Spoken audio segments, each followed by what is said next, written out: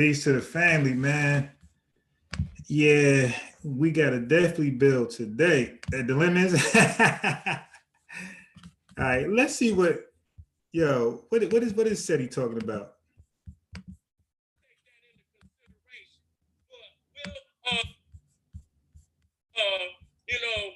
They can test for radiation, man, and they can tell what level of radiation is in your body. That's not something that's hard. They can do that shit right now. 5,000 motherfuckers here, 10,000 motherfuckers. That's even exacerbating the goddamn situation even further than that. So, in my consciousness, if that shit was what people say it was, and I'm not saying that it don't have negative effect, but to what extent is that shit gonna do to where it's gonna wipe out the motherfucker that set it off? You understand what I'm saying? Do you know what I'm saying? I would think they would put that shit in a community where if the shit had any and they testing that shit, they tested on another motherfucker. Why would they set that shit up in their own nation if they know what it could do? If they know, because these motherfuckers got technology for days. That shit ain't nothing. That shit ain't nothing. That shit they got on them nuclear subs, them battleships, them goddamn airplanes, them jet planes. That shit is far beyond some goddamn 5G. Okay? It's far beyond that. So, they would know if this shit gonna give off a level of, that don't mean it's not giving off radiation. But if it's giving off radiation where it's gonna kill these many motherfuckers, don't you think they would have set that shit up in another community? Do you think Europe would be taking the brunt of all them goddamn deaths? And you don't see none in Africa hardly, none, very low numbers in Africa, low numbers in South America and, in other areas, but high numbers in goddamn in Europe, in America. What kind of sense do that make? Exactly. Why would motherfucker, that's almost like a motherfucker committing suicide. Motherfucker putting the gun up to his own head and blowing his motherfucking brains out. You understand what I'm saying? Does that mean what I'm saying, that 5G is not giving off radiation? It don't mean that. It don't mean that. It don't mean, because we know it's giving off radiation. But these motherfuckers that's in the sky is more powerful than a motherfucking 5G motherfucking tower. Go ahead, SETI. Go ahead, SETI. What the fuck is y'all talking about? Yeah, SETI is funny, they motherfucking military in the world on them goddamn satellites. That's why China is also coming up with missile technology to knock them goddamn satellites out, because they know when the satellites leave up out of here, the whole motherfucking nation shut down.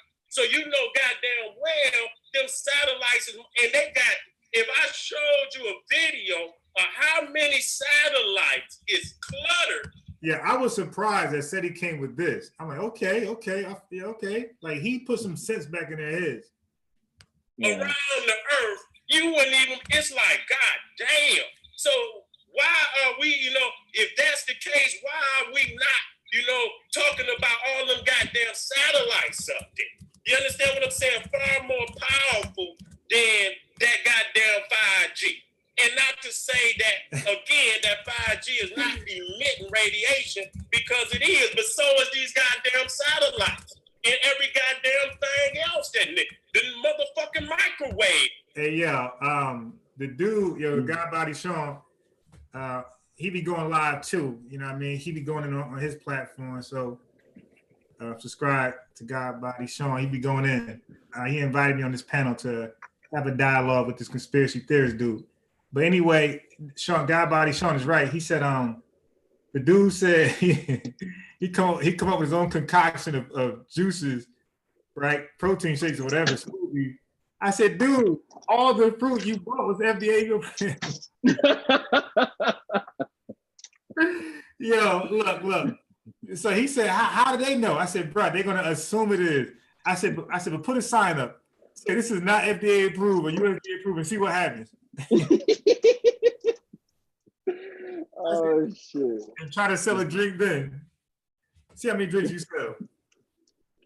Go ahead and come on with some shit and say This is not backed by the government. See what happens. Anything you do, brag about it not being backed by the government. See how successful you be in this country. Nigga, go ahead. Okay, sell some water. Like, let me bring a bottle of water that says FDA approved or whatever, and you bring your bottle of water. Let's see who's going to make more money. You tell everybody, nah, this is some shit I did. Yeah, so the dude, I had to call in because dude said he don't trust the government. I don't mind you saying you don't trust the government. That's cool. Like, that's your own thing you got to work out. But the dude said he doesn't trust the government at all. I said, dude, the FCC regulates whether your cell phone is safe or not, close on your body. And I said, your phone is in your pocket, on your hip, on your ear. You trust them. You trust that their regulations is safe for your ass. When you buy fragrance, you pop a pill, perk, anything. You dig? If that shit comes from the manufacturing companies, you trust that this shit is safe. And when you eat your food from grocery shopping, you trust that the USDA had made sure that that facility was clean and sanitized, right? So right. Then now the brother didn't know that USDA. See, we all say FDA for everything. Nah, FDA is drugs, fragrances, flavors. Barbecue chips, barbecue sauce on your chips. That's all FDA. The USDA, I believe, is vegetation and meat. That's USDA. But we were talking about meat specifically, dude. That's USDA all day long. You know how I know? Because I work for Buckhead Beef. We had a USDA in our office. I also work for Activists. That's like that joint that merged with Watson Pharmaceuticals. That's FDA. So I know for a fact what's FDA and what's USDA. I worked in both industries. Mm. Yeah. We're Sanjata Peace. Hey, said, that's my kinfolk. Wrench him up. What do you say? Let me send the link in there. This is a Zoom link.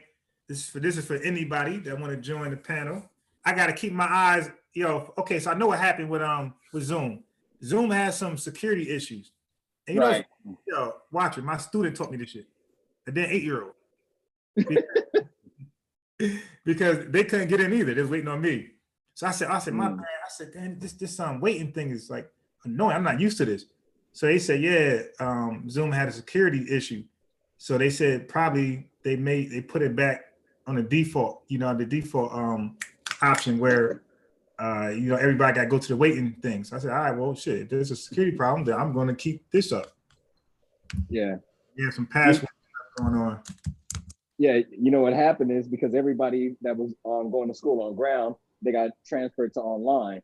So what was happening, they were sending the link to everybody's emails, and you know how people have burner accounts. Right. So they were logging on and just showing porn and doing racism type shit. And so to prevent that, they gave that little doorway when they did the latest update. Okay, yeah, that makes sense. That makes total sense. So let me say this before Haskell talk. I just want to say, when you come on here to talk, you can say whatever you want. You dig? Just be respectful. Share it. You know what I mean? Let everybody else talk.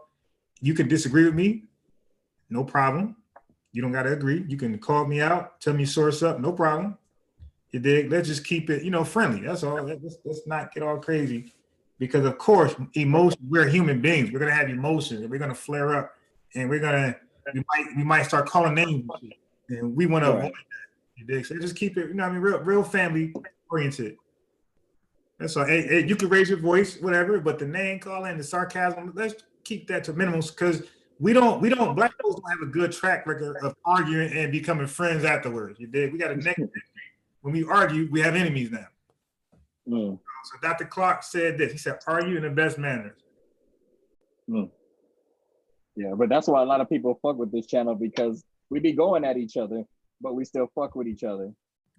You know what I mean? But we still got to stay respectful. If I get out of line, I'm going to apologize after my drink. Yeah, I heard you snapping last night, Unbiased. Yeah, I try to avoid that at all costs, man. I really, because that's not how I want to be seen and represented on YouTube in front of the world. You did. That's some shit I do in a private on the phone. I attempted to change the subject a couple times, man. You know, I said, okay, you guys see it that way, this way for you guys. I see it this way for myself, and I'm cool with that. But it ain't no beef though. You know what I'm saying? We always get into it. It gets heated, but at the end of the day, Haskell, I didn't mute anybody. I didn't kick anybody off. I let people finish what they had to say. I just disagreed. Yeah. Yo, what up, watcher? What's up, my guy? I'm cooling it, man. Nah, I just ain't never heard unbiased like that before. I ain't never heard him like. I didn't know he had that in him. Oh shit! But I'll be all the way 100. Majority of the times, if I see it or if I get into those situations, then you become more authentic to me. Because nobody likes yes men who just agree with everything. You know what I mean? Yeah. So right. it shows more credibility when you can stand on something you believe in and when you're passionate about it. To me, because I've seen a lot of motherfuckers who just roll with all the punches and never stand up for themselves, and they don't stand up for anything. So it's kind of hard for me to, you know, give you that benefit of the doubt when shit really goes down. I don't know what he was doing, officer. I was thinking the same thing. I can't. Nah, bro. Hey, damn, what the fuck I was about to say? A lot of motherfuckers who just roll with all the punches and never stand up. Somebody got to mute their YouTube. Somebody just hop on. I saw Chef and Amber. It might be Amber. Peace, Amber. Yeah, what it do, Amber? Yeah, what I was finna say, man. Damn, what the hell was I finna say, bro? We were talking about speaking your speech without. Oh yeah, hey, I was about to say, biased, bro. You see how all human beings, especially men, man, we're prone to ego, man. Like it's something like you gotta always be vigilant to control, and I feel like that's everybody because I'm like that too. Because, bro, you did get on your Umar shit, like, man, I put young niggas on. You know what I'm saying? Hey, yo, but it has to. He's like, yo, how many niggas you put on, huh? I make niggas successful. Hey, but Haskell. I only went that far because I'm Papa. I'm Papa. Speak your speech, nigga. Oh shit! Hey, I was like, is this unbiased? Bruh, the Negro came out, boy. Oh man. Hey, but Haskell, throughout all of that, I didn't mute anybody. I didn't kick anybody off. That's real. Nah, you didn't. And he the fucking host. That's what made it even more diplomatic because he was getting. It was 1-on-4 having a passionate discussion about a passionate topic, you know what I mean? And he was getting it from all sides, you know what I'm saying? And when he had enough, shit, he let it be known he had enough and then still played a different video and kept it moving and still did a show for I don't know how long, you know what I mean? But I don't know anybody with a perfect family that never got into an argument, never had a disagreement, never spoke their true opinion, you know? So, I mean, I had my moments. We had our moment just before that. I know you're looking at our shit like, damn, that wasn't really nothing. Yeah. Hey, no, baby, watch out. Why y'all bringing up old shit? That's Haskell starting trouble. Yeah. Nah, that shit was funny as fuck, man. He said the Umar moment. Yeah, you had an Umar moment. I put young niggas on. Who you put on, nigga? I was over here like weird flex, but okay. I didn't say put on. I said I influenced. I influenced. Hey, you sound like a rapper, dog. I influence niggas, dog. Who you influence? Huh? Who patterned himself after you? Oh shit! I didn't hear all that. Nah, you know I'm putting the extra. You gotta flex sometimes, though. You gotta let people know sometimes. Ain't nothing wrong with that, bro. Yeah, I'm with all that shit. Yeah, we know your ass. All that. We saw you in the Hebrew. God damn, Amber. You said, Oh yeah, Amber was like, hey, yeah, Amber's on some like I heard Jeremiah. She was la la la la la la. What did she say? Motherfuckers think it's all sweet over here and end up leaving with diabetes. Oh, like, God damn, Amber don't play. Yeah. I like for a motherfucker to try me. I'll be waiting on it. Hey, the dude said vitamin C was illegal. I mean, Man, I was lost for words. I'm like, damn. Who said that?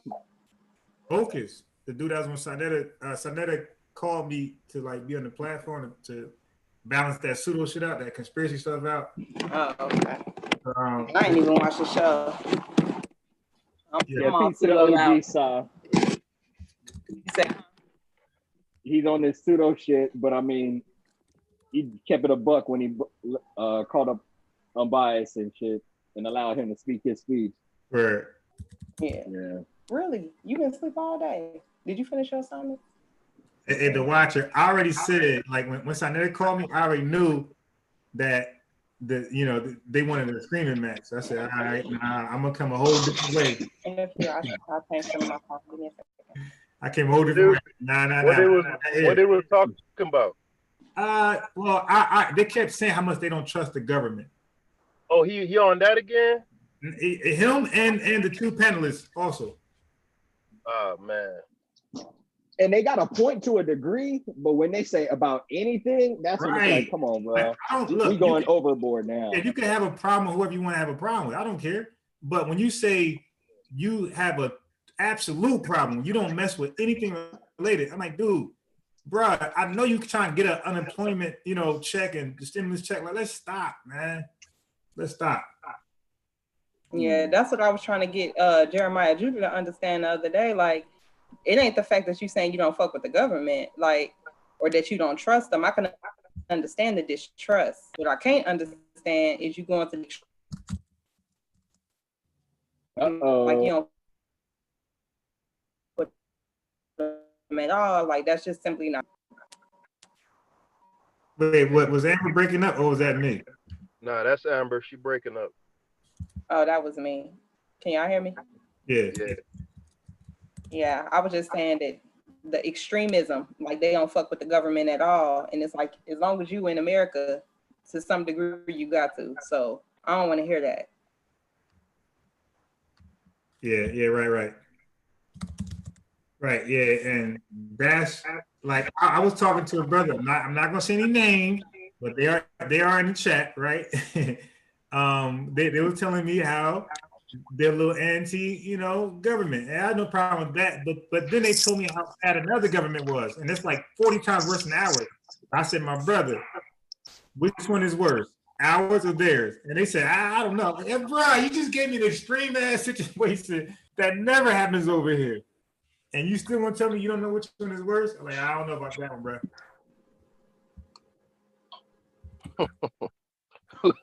That vitamin C was illegal. Who is that? Yeah, who said that? My man Hulk is 45. He said vitamin C is illegal? Yeah. Oh man. Man, like they made some crazy claims. And he told me, what you gonna do? Research on the government stuff? And then I said, well, how you gonna prove it's illegal? He said, research. I said, oh, through the government stuff? Yeah, these dudes be killing themselves.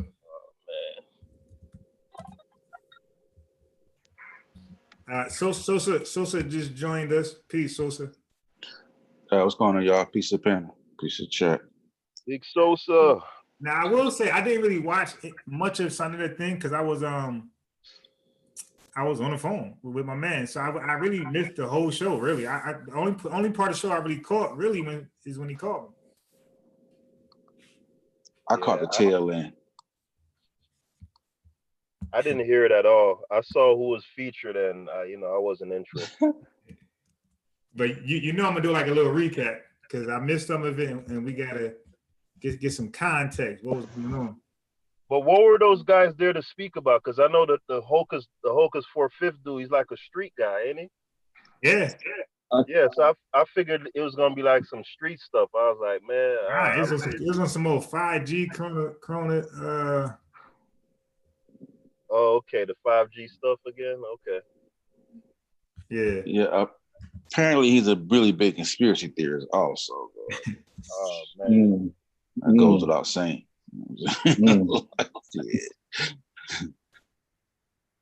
So, what channel was that? Was that SANETER Studios? Yeah, I think it was. It wasn't Black News, right? No, I think it was No. And what's the difference? You'll start seeing after a while. At least I'm hoping. I'm hoping he's doing the SANETER TV just in general and keeping the legit shit. Yeah. And yeah. Oh, look, see Rakim, bruh. What he I said? went down the rabbit hole. He said, the watcher, you was in that super rabbit hole last night with the truth minister. Yeah, we were all waiting for him to put that source down. As soon as Kimpo talking about the astrology in the Bible, fucking Amber Deuce, like, I gotta go. Everybody just smashed on me, bro, and left me alone with him. Even Zen, and that's his homie. They both from Baltimore. But I fuck with him because I know I'm assuming he's young. And I mean, like, we all been there. We run across some knowledge and we feeling ourselves, and then we start connecting the dots and shit. But if you don't have anybody on that level to bounce your ideas off of, ain't nobody gonna be able to, pull your coattail. Like, hey, my guy, let me pull you back some. So I mean, I was trying to help him, but he's hella passionate. So I had to. I only help 1 point.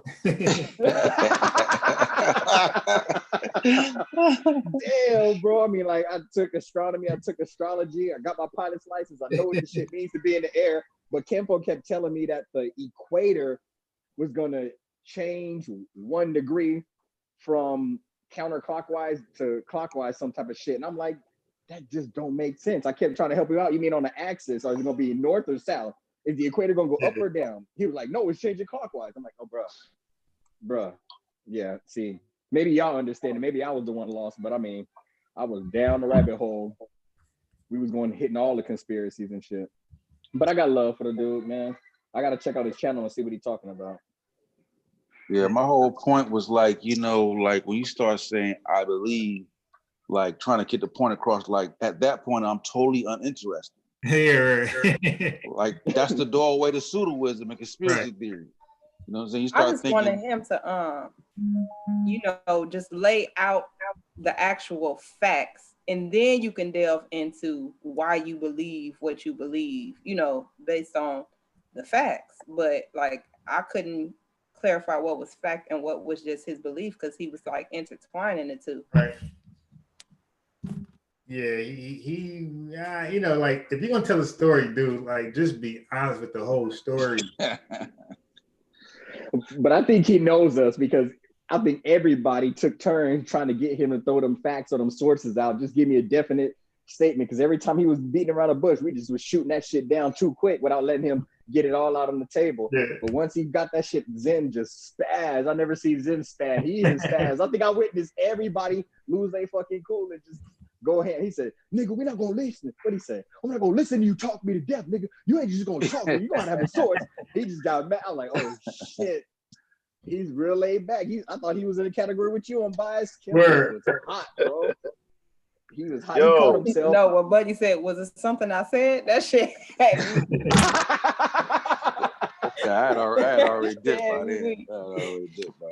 Yeah, the whole point is like, he said, but the whole point is that when you say because of the Earth wobble and electromagnetic radiation is why the virus is mutating, and I let you know that that's already wrong. You've already acquiesced to a faulty premise. Right. Everything else is completely off now. Yeah. You know what I'm saying? Wait, because of the Earth's wobble, it made the virus mutate? Yeah, I can't make this shit up. Yeah. This is why virus mutating. This is what caused these. Shit was crazy, bro. I did that. Then he was like, Neanderthals taught humans how to make leather. And I'm like, bro. Wait, he said that?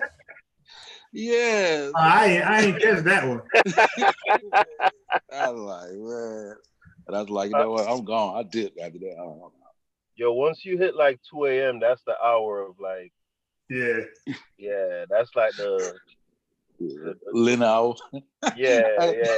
Hey, Lynn, you kick Lynn out or bias? Yeah, because listen, he came in here. Listen, I mean, we can joke and have fun, but I don't want somebody playing down this damn virus, man. I just don't like that. I don't like people playing down the virus. I feel you. Oh, he's saying it's like a hoax or whatever. And he wasn't even like doing it like regular. He's like being like funny with it too, like poking him, like, yo, Lynn, relax, dude. Okay, I was wondering why, because he was in the chat. He was heated. Yeah, he was in Garfield chat like, oh, Bias don't want that pressure with me. You don't want no pressure with me. Shit, Now, I'll cook them. that's funny because when Lynn first called in our first conversation, I got him from SANETER's platform, by the way. It was a vaccine show, and he was going to prove AIDS, all this type of stuff. We got him on the show. He pulled his sources up and he died at his source. You dig? So, and he left that subject alone, and he went to the other conspiracy theories. And I left him alone. Like we really ain't have a. Oh, and then we got to Margaret Sanger. He hates me for that one. Oh shit! Oh shit! Everybody hates me for that one. I mean, look, when you characterize Margaret Sanger as some kind of altruist, you know, I be over here like I be incensed, you know, but I'm old enough and I'm centered enough to, you know what I'm saying? Like people sometimes just have their view, you know what I'm saying? And at the end of the day, when we on here talking in real life, what we talk about doesn't have much consequence. Yes. You know what I'm saying? So for the most part, what we're doing is like an academic exercise. It's like a vocation. Right. So yeah, sometimes like even last night, I'm biased when you know certain stuff you was saying, I was getting tight, bro. Like, yo, this man is wilding. But you gotta catch yourself sometimes. Like, man, it ain't that fucking. It ain't that. Yeah. That's why I'm not gonna let everybody put me in this shit. I'm cool. I was outside the club, nigga. Yeah, I'm not going down that bad, bro. I was in the parking lot drinking cheap drinks, laughing at y'all, nigga. Amber said, "Nigga, you just what she said? What'd you say, Amber? Like you knew." Thought you was slick, nigga.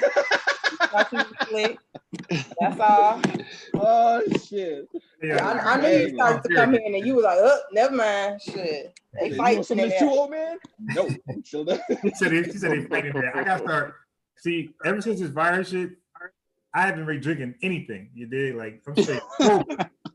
Yeah, so that's go back.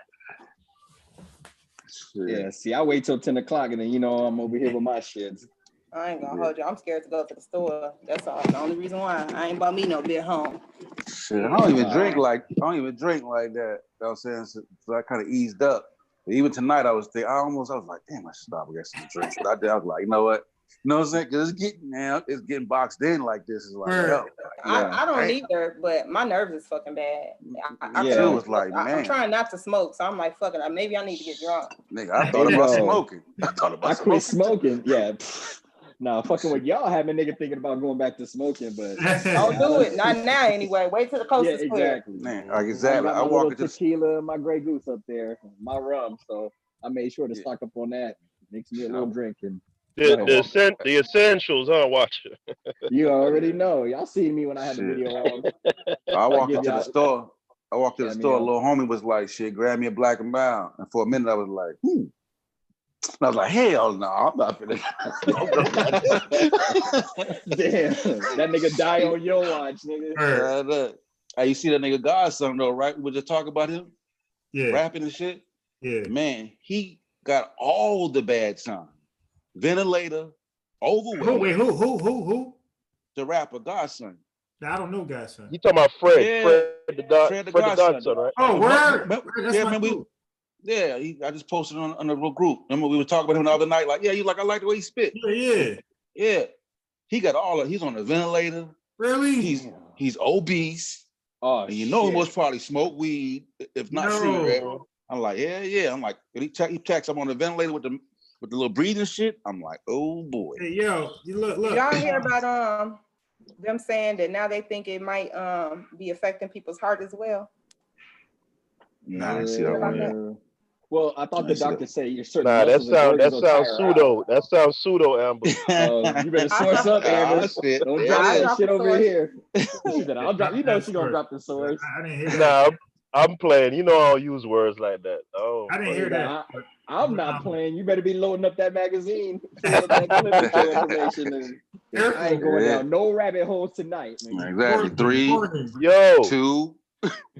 What is it about that word pseudo though, man? Like I embrace it. Like I call Garfield, I'm like shit, I'm the top pseudo. But for some people, that shit like that shit had Reggie like in his feelings, bro. What'd you say about my mama? He's like, yo, you call me That's pseudo. in this community. If it did have some power before, it don't, because they use that shit for everything. Yeah. Yes, So that's why I switched it up. I switched it. I got a new word now. Alarmist. This guy. Yeah, that's somebody got word now. somebody background on. Alarmist. Somebody background. Me and Amber discovered that word together. Okay, that's alarmist. That's my new word. Or I'm gonna say when you bug out like SANETER, have that anxiety attack and flip out. I'm gonna say werewolf. That Michael Jackson. Hey, somebody mute their background. What? Oh, I did hear something. Hold on. I don't think is that me. I don't think that's me, but let me. I don't really hear background. I didn't, but then like right when he said it, I thought I heard like a TV or something. Yeah, that ain't right. Yeah, SANETER, the journalist. How you a journalist, SANETER? You be cutting in, giving your opinion, and then get mad at other people who oppose you. Now look, the prime minister over there in UK, my man on a ventilator. Who? Boris Johnson, I think is his name. Is he a Hebrew or who we talking about? Nah, no disrespect, bro. I thought I saw a picture of a Hebrew dude on somebody's Facebook. And then I think he's the prime minister of the UK. Watch it. Oh, Boris Johnson. Oh, the UK Trump. Okay. He was bragging about shaking everybody's hand. He don't give a damn.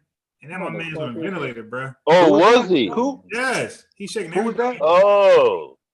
Boris, he's the UK prime minister. Oh, okay. He's like their Donald Trump. Boris Johnson. Thanks, Fitz. You think it's a game? TIG Entertainment and shit. Think it's a game entertainment. I think it's a game. You don't see that's what that's what Rudy Gobert did. He's like, let's start rubbing the chair. Nigga, you probably a reporter got sick for that. The reporter that was recording the game, whatever, or not a reporter, a cameraman at the game got sick because of that. But he touched all the microphones and he touched all the little recorders. Yeah. And he went in the locker room and touched it. That's why his teammate got sick. One of the old boy got sick. They said he went in the locker room and did the same thing. Like y'all niggas scared. Mitchell. Yeah. I see it. I was at the gym like way before they started. Like when it first came over here, before everything got shut down. I'm at the gym. I'll drop the link in the chat in the Zoom chat. She's sourcing up. God damn it. I'm at the gym with the young dudes, and I'm like, so anyway, the next day, like that's when it came here officially. So I was like, but there was no like shutdown. I was like, yo, dude, I ain't going. It's like, you man, come on, it's like the flu. I said, nah. I said, you're gonna learn, right? so look, so one dude, I kept talking. And one dude, I scared one young dude. He didn't go. He said, "Nah, I ain't going." But he still went. So right now, this is like when it first happened before the shutdown. So today, inside the basketball chat, I said, "Mitch, remember you said it's like the flu?" I said, "Look, and don't worry about it. We being babies. Look, the whole damn country shut down. It was like excusing them and shit." I see you got SETI on it. Oh, you switch. Where you going? Oh no, this is Jehudi. I clicked. I got a notification from Jehudi. So let me play it real fast. Oh shit! About the rap. Oh, that's my shit. Damn. What's going on right How here? you figure that your team can affect my cream?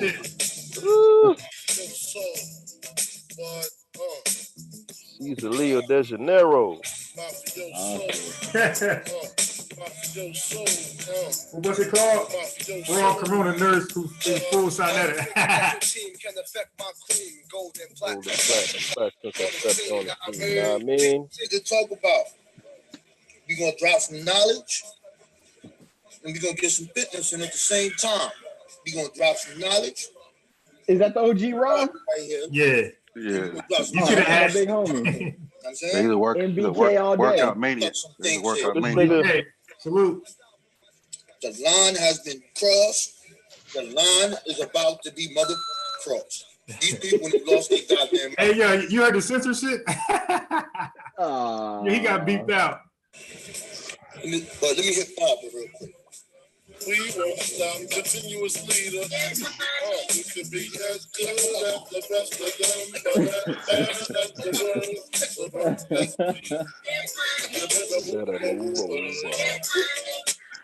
New black knowledge. To keep your immunity up. You know what I'm saying?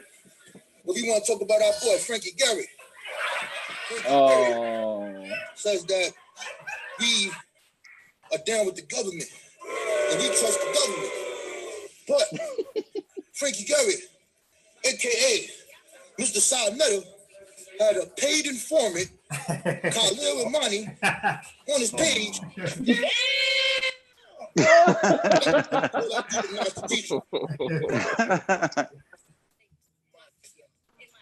No. And you got the nerve to tell us, because we are trying to give solutions to the people about a pandemic and the things that we can't do, that we love the government, but you call the informant a known paid informant? Paid informant.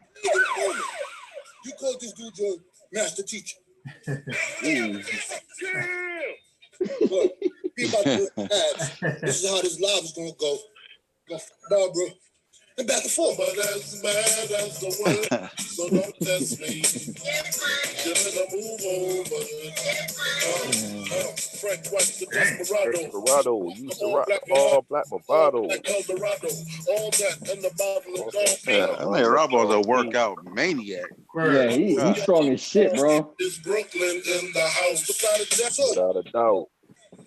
Our brother, Mr. SANETER, he wants you He's to pushing 4 plates. that the government in the United States is putting HIV, AIDS inside your vaccines that you give your children. No, Sa did not say that, bro. He wants to compare 400 years of slavery and the things that we've been through with a real pandemic that is going on right now that we never seen before. Right. The economy has crashed. White people, brown people, red people are out of work. The government has put trillions of dollars into unemployment. Right. But I bet you this, SANETER, when they send that $1,200 check, when they send that stimulus package, hell yeah, they all of your pseudo-conscious brigade you got over there, you're going to spend that $1,200. And we're going to go Barbara some more. Damn, OG. Yeah, Rob Bourne pushing 4 plates. Plus 25. He's fucking strong as shit, bro. Yeah, he had lost weight doing that marathon shit. He done got his whole weight back up. Yeah. Gotta have fun with Bob. You know what I'm saying? Gotta have fun with Barbara. We all love Barbara. So now, back to my man over here. So, in the middle of a pandemic, you had the audacity to be irresponsible to let a video cross your screen and tell everybody in the goddamn world, the black woman, the medical professor, she said the coronavirus is bullshit. But what happened? What did we find out? We find out the girl makes $9 an hour. Oh my God. The girl is not a medical professional. And you're going to find out the rest when we drop them receipts on you, baby. Oh my God. That you put up there and you getting mad at us because we telling you that we going through some real tough times right now. And yo, just be more responsible about who you let come on your platform. And you want to tell us, fuck that. Nah, son. It don't work like that. Damn. Damn. Damn. Damn. House of conspiracy. Crazy to me. Yeah. Right. Why she got so many fucking pages? I don't Names understand. backward, As forward. this sister is trying to give you some information, I'm just sitting back looking at y'all. Instead of y'all fact checking information which she give you, you Negroes just automatically say she's dumb, she's crazy, she's stupid. Instead of you Negroes for even having the audacity, the heart, the courage to do a goddamn video in her office that most of you Negroes will say, oh, no, I like it, Brian, I ain't gonna and say nothing like that. You know, but this sister took time out to come on here to bring y'all the information, and you nigga nuts, man. Be a Brown, nigga nuts automatically says she's stupid, she's crazy, she don't know what she's talking about, and she's around this shit. And damn near everybody that we see dying is in the hospital. No. The people that's at home supporting themselves, you don't see them dropping like flies. Got an investigation team. Yeah, this is a qualification. This is must.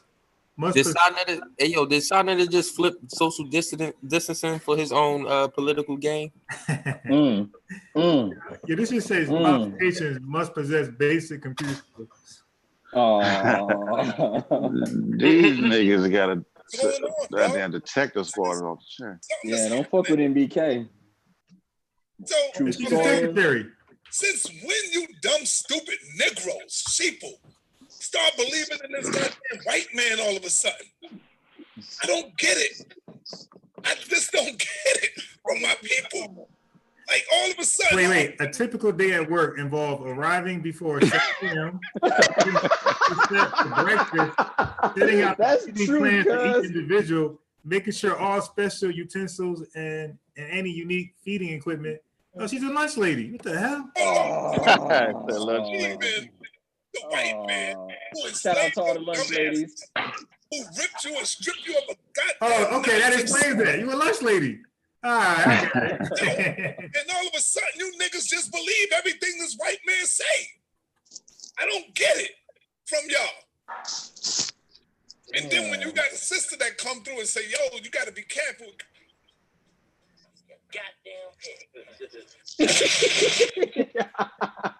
They killing me. Oh, with the Felicia and the wedgie. Oh.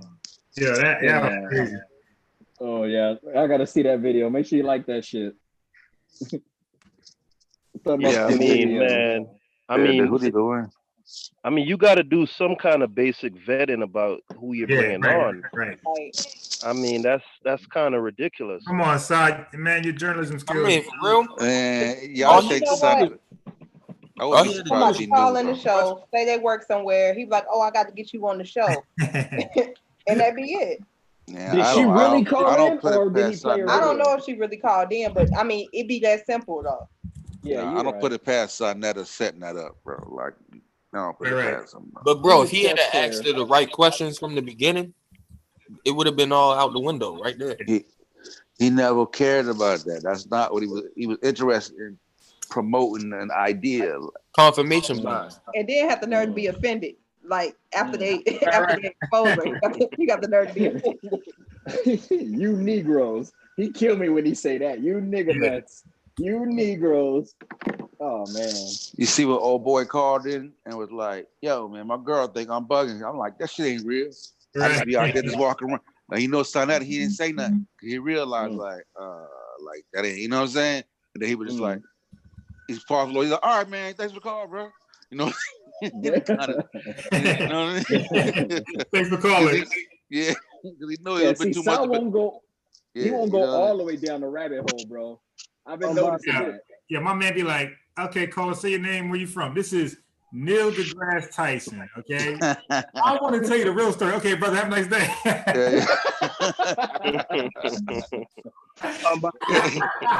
Hold on, Tyson. What's Roy Bay? What's going on? That nigga Roy Bay is a damn nigga nut for real. That's dirty. That's exactly how it be. Roy Damn, that's dirty. Go to it. Like you notice it's been a heavy dose of Roy Bay this all week.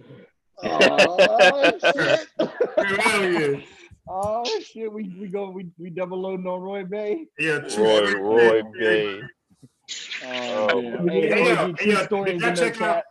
Hey, real fast, did y'all check out True Story and his live footage from? Yeah, Yeah, yeah. that was crazy, right? All You the know, we military checked it people out. was out there and Yeah, shit. that was crazy. Yeah, we Hello? fuck with Truth What over video here. you talking about? Yeah, True Story. And he went out there in the streets, the dangerous streets of New York, with his camera, like showing us like the craziness that they got to deal with. You know, people don't got food, and they're in line for like this little fake bodega grocery store. They're in line and they're fighting to get inside, and they don't know that that thing is so condensed. If one person sneezes, man, if one person sneezes, it's over for the next maybe 10, 15 people that go inside. It's over. They all sick. Yeah. Uh-oh. He said he Hey, gonna listen to you know what remix though? and keep talking. Yeah, You see, know don't what? fuck with Truth. He pulls facts. I'm sorry. Go ahead, Haskell. Nah, I was gonna say, bro. One thing about this though, it's giving me a at least a little bit of sense of comfort knowing that it's not just our community that has the crazy conspiracy theorists, because you have dignitaries and heads of state Yeah, like rabid conspiracy theorists. Like, now that's crazy. These are right, heads of right, these are heads of state. right. Like you expect us to be, because what happened to us, these guys got damn near clean history with this government, and they out there the biggest conspiracy. That shit is crazy. I'm by sports. Can you hear me?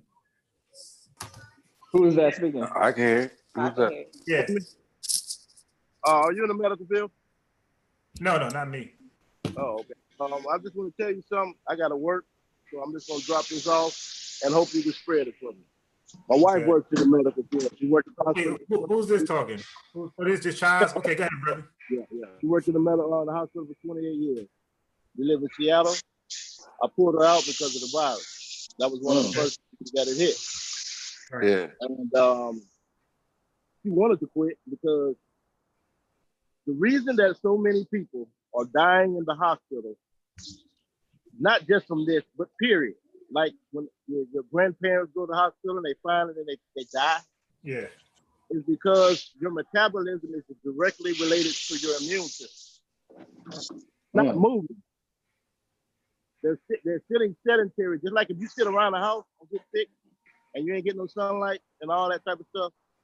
When you get a cold, you lay around in the bed and you just get sicker. But when you get up and go for a walk, you feel better. Your metabolism is directly related to your immune system. That's why so many people are dying, laying in the bed in the hospital because of the coronavirus. Okay, who is this? My name is Ken. Wait. Okay, I appreciate what you're saying, but I need a source on that, my guy.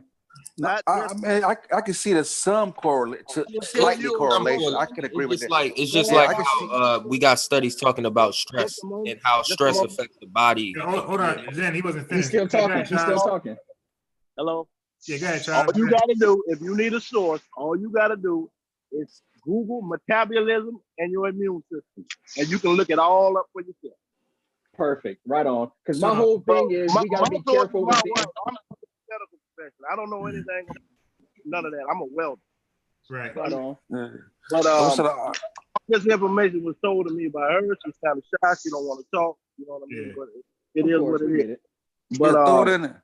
If you just learn about your metabolism and your immune system and notice that you have to be moving, you have to be in motion. You cannot sit around.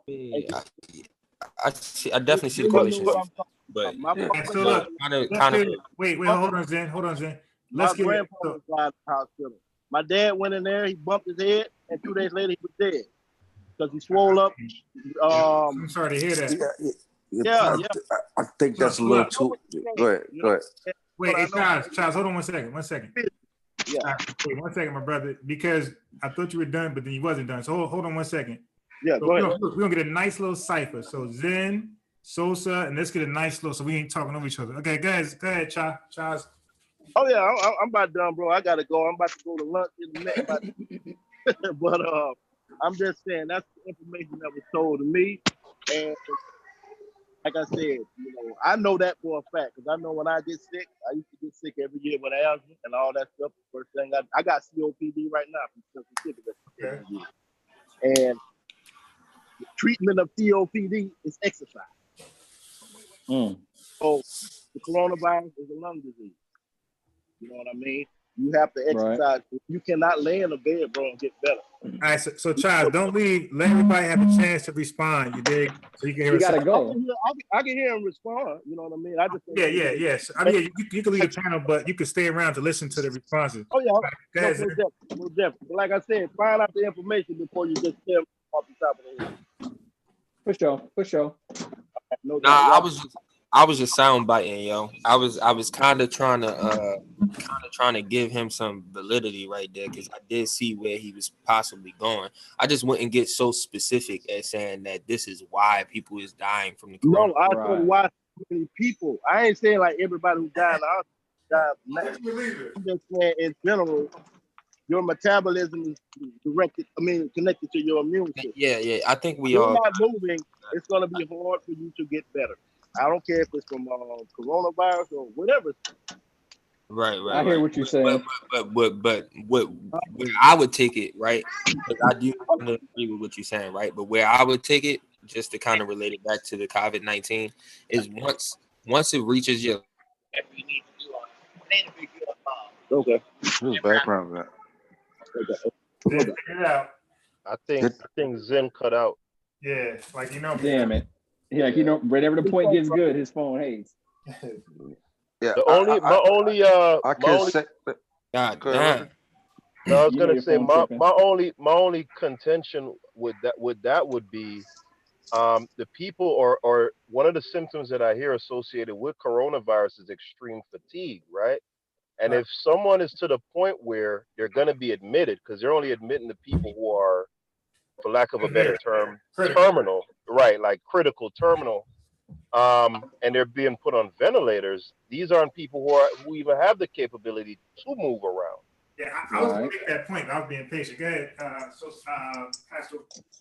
Yeah, that was Haskell. That was Haskell. Yeah. Yeah, that doesn't make sense to me. I don't know. Yeah, like I said, I mean, I understand. I understand you. I understand the correlation to a degree. And you cannot get better if you can't, your metabolism. If you're not mobile. Right. But the whole part of that thing is attacking your immune systems. So it's really a non-cipher because that's going to mess with your respiratory system anyway. And you're not even going to be able to be mobile. And like it's not like exercise is going to cure or eradicate the coronavirus because you could just hit the treadmill. You know what I'm saying? Otherwise, those fit individuals would just bounce back through some vigorous exercise. You know what I'm saying? But I do see somewhat of a correlation, but not to the extreme that you're taking in family. Yeah. Zen, did you go? Okay. Nah, go ahead, bro. Go ahead. Because my shit. Yeah. Well, I want everybody else to go because y'all know where I'm coming from. Well, I would just say, for me, I agree with you all, but the broader picture I'm looking at is once we make it through this, I think the bottom line is people need to really consider making some life changes because a lot of the people who are worse off in this scenario are people who are obese and have these different, issues, things that can be somewhat offset with a good diet and exercise. So overall, I think, feeding your body the right stuff and getting the proper exercise, it may not stop us from having these type of viruses, obviously, but it can assist in your ability to survive. Mm-hmm. I agree with that. Yeah, I think that's definitely something that needs to be addressed. Marco? Go ahead, bro. Yeah. Okay, so I think I agree with everybody, but I'm going to combine them all. Right. So of course, laying down while you're unhealthy is definitely not a good thing. That's why obese people, they don't live a long life. They're laying down all the time. That's not healthy. You got to get up and be active, get your heart circulated. So they tell you that you got to walk around. And even with this corona thing, they're telling you to sweat. They work up a sweat, right? Get in your house, exercise, jumping jacks. We all know that. But Haskell hit on something. He said, but what if being strenuous it works against your health? Like, for example, when I went to the hospital many times for inflammation in my neck, you can't do anything physical. You got to chill the hell out and get bed rest. So yeah, so that doesn't apply to everybody. You can't advise somebody to work out and move around, and then that's the worst thing for you in your condition. So so although there might be some truth to that, but he alluded to us that I got from what he was saying, that people are dying and it's not really the virus, it's because they're laying around all day. And I don't know. Yeah, I just he said even outside of the virus, like even people, you know, just in people that are down in the hospital, period. Yeah, I'm gonna always bring it back to the virus because that's the only thing that matters to me the most. We're in the actual crisis right now, and when people even allude to that the virus was killing us, just laying around, like I mean, you know. If you think that's what I said, then I mean you're badly you're not understanding. I mean, like you're not comprehending what I'm saying. Okay, so go ahead. Let me break it down to you. Yeah. Let me break it down to you real simple. Basically, what I'm saying is your immune system is in relation to your metabolism. Okay. In motion, everything has, you know, everything moves. Everything is in motion. Mm-hmm. Everybody who dies is not dying because they're laying in the bed. That's not what I'm saying. Or what she was saying, because she's worked in the hospital for years. And she's right. My mom too. My mom about 30 years, 4 years. Around yeah. And get sicker. You know what I mean? I know if you got a broke back, you can't lay in the bed. I mean, you got to lay in the bed. Yeah. You know what I'm saying? So, you know, you don't, what I'm saying is not so general. What I'm saying is I have COPD. I have to treat mine. That's how I treat mine with exercise. And sometimes I have to exercise and it takes me to the point of exhaustion where I can barely even move. But I have to fight through it, and it gets better. Right. Can I ask you a question? Can I ask you a question, family?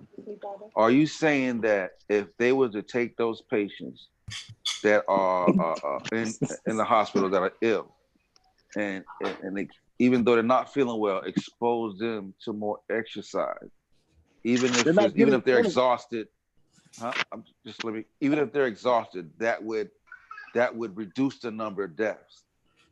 What I'm saying is, most people are healing at home. I grew up in California. Half of my people in California, half of them are up here in Seattle. The ones who do, I don't have any family members who have it, but most of the people who I know, you know, that do have it or have had it, they stayed at home and they got better.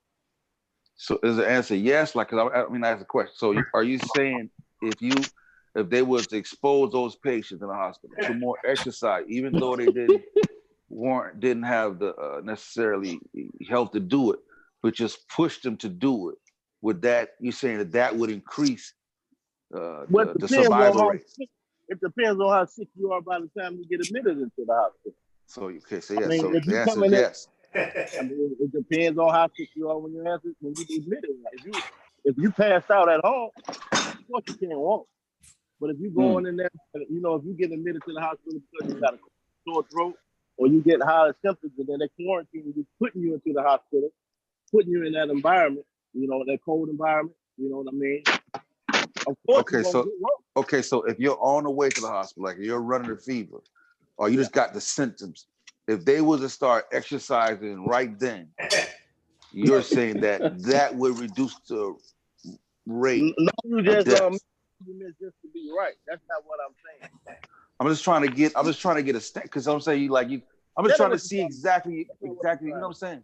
Right, because I'm sure. But that's for the record, I'm sitting back sharpening my blade, y'all. I'm watching y'all have all the fun. I'm just trying to get because we don't want to respond and you say that's not what we're saying. That's not what I'm saying. That's why I'm trying to figure out, just nail down exactly what you're talking about, what the exercise is going to help people live longer. That's what I'm trying to figure out. You know, that's what I do. I said because they are laying around. I didn't say go out and do jumping jacks. Right. You said that. No, I'm saying, what would you have them do? Yeah, we can't ask him for his recommendations because he's not a physician. So we can't put him in that box. I have a whole different. I'm double dutching in this motherfucker, bro. Go ahead, bro. Go ahead. I'm saying, go ahead. I was trying to alley-oop it, but I saw where you were going. But go ahead. You gotta trust me because before I even start in, I gotta know. let me just strengthen your argument. Let me steal on it. So what I believe the homie is saying specifically, your metabolism is linked to your immune system. Am I right so far? Or did he dip? Let me find out. Hold up. I don't think so. Oh yeah, he did. Yeah, he knew the watcher was coming in. No disrespect to the OG, but now I gotta explain it because he's not here. We got a new guest coming in. Okay, we'll let the guest get his in, but I just want to, because my main concern is misinformation to the people. So I know when he first started talking, my first thing is it was all traumatic and everybody's sympathetic, but it's like you got to source up on that before I believe in take anything. So now, it sounded like what he was saying, which is sound like sincere sound advice. You know, your metabolism is linked to your immune system, so it's good to get some exercise and move around to stay healthy. I'm with all that. However, when you got the flu, when you got pneumonia, when you got a headache, when a lot of our sicknesses kick in, the first thing that they do is lay you down, tell you to lay down so you're not exerting yourself, so your immune system can work on that. Because if you're doing exercise, you got to repair those muscles that you tear. If you're winded, then your body has to expend energies in other areas to bring you back. So I feel like that's more of a preventative maintenance as opposed to a solution while you're in the situation. And the concern and the issue that I had with him, the concern and the issue I had was the subtle and subconscious little don't go to the hospital type shit. Now that's where my alert went off. And I think that's where everybody in the panel was like, hold up. I'm not gonna let that shit slide, because that's our contention with SANETER. It's like, you can't be telling these people not to go to the hospital as if you can stay home and you'll get well. Now, first off, just to kill everything, you're not gonna be 50% into the situation and just go into the hospital and they're gonna admit you and lie you up. They're only allowing your ass in that hospital when you on your deathbed and you on your way out, you can't breathe with your lungs anymore. Right. So if you're going to the hospital in that type of situation where a machine has to operate your lungs for you, I don't see no type of exercise, sit-ups, or even walking up and down the hallway with your IV saline in your wrist that's going to be plausible or realistic. So that's where my mind took it. So it seems like, okay, I get exercise, I get moving around, but at the time and the point when you have to go to the hospital, that is not even an option. And that's what I feel like SANETER is not necessarily nailing down. It's just like, don't go to the hospital because that's where the sicknesses are, blah, blah, blah, back. And I hear that to a degree. But the only people who are getting admitted are the ones who have to be there. You can't go there 50% in it, you're all fine, but you just got a sore throat. They're going to get the fuck up out of here. They don't even have the room or the capacity to allow you to chill there. That's what niggas don't understand. Like, the hospitals is being used as a last resort. Bingo. Like, just because you go to a hospital and you don't see people there, not saying that that's really what's happening, but I see the videos people be posting. And then I heard Shaka what he said. But it's like, bro, so what? Like the National Guard has been in states for that reason, because they've been setting up off-site testing facilities so people don't have to go to the hospital. Right. And if you're not a severe case, if you're not about to die, you're gonna be able to go home and get quarantined at home, and you'll do visual what they call it, the visual doctor service over your phone or whatever, like how we do the Zoom or whatever. But like, come on, man, like, it's not really saying, like, you're not making an argument when you go there and be like, oh, there's not a lot of people here. Like, nigga, you shouldn't be there. Shit. Yeah, and to the brother, you shouldn't be there, nigga. The fuck? Yeah, to the brother, I forgot his name, but you know, when, because he made a correlation to the people that didn't go in, they got better. Right. Of course they did, because they didn't get severe as the other ones. Right. Like, people thinking that everybody catches coronavirus, then they're going to go straight to the hospital. Nah. Like, they, you know what I'm saying? So it's like, one quick question. You're right. You're absolutely right. And who's speaking right now? Is that Sosa? Yep. Yeah. I'm sorry. I'm just going to ask you this question and then I'm back out. Do you know what's the percentage of people that are dying from it? The percentage? Less than 3%? I mean, overall, I think it's still around that same. I think it's still around 3% like range. 1% or something. Like one, you see how I'm going to be generous. I'm still mailing the argument because you know where I'm going with it. So of course people aren't dying. You're going to have more cases of, there's people who staying at home because it's not killing everybody.